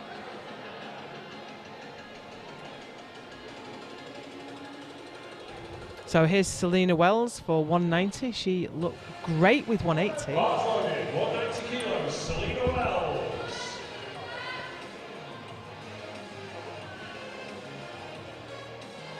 This is an absolutely huge deadlift, especially for a 76 kilo lifter. It's easy to get your perspective shifted when you see Sophia Ellis pulling 240, but this is a massive deadlift. Oh, not quite today, unfortunately. A bit too much today, but she can't be upset at her performance today, though. So she's moved some weight. Yeah, I think she ended. Yeah, she ended on 180, which is still an absolutely mammoth deadlift. And now we move into the final deadlift of the morning session.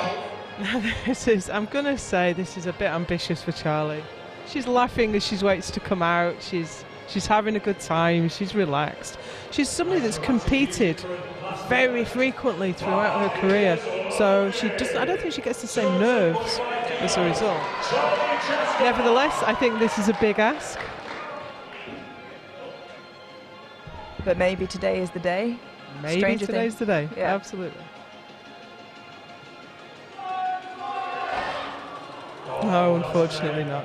Still, she has a 472.5 kilo total, 81.18 GL points, which is the highest we've seen. Obviously not in the novice competition, though. So, thank you for letting me join you in the commentary booth, Amelia. It's been a great session today at the White Lights Media Championships, and maybe we can do it again this afternoon. I would love to see you there. Thank you so much for joining me, Joe. And don't go anywhere. There will be another session this afternoon. 3 o'clock, I think, 83 kilo men. We've got some big lifters in that session. Join us then.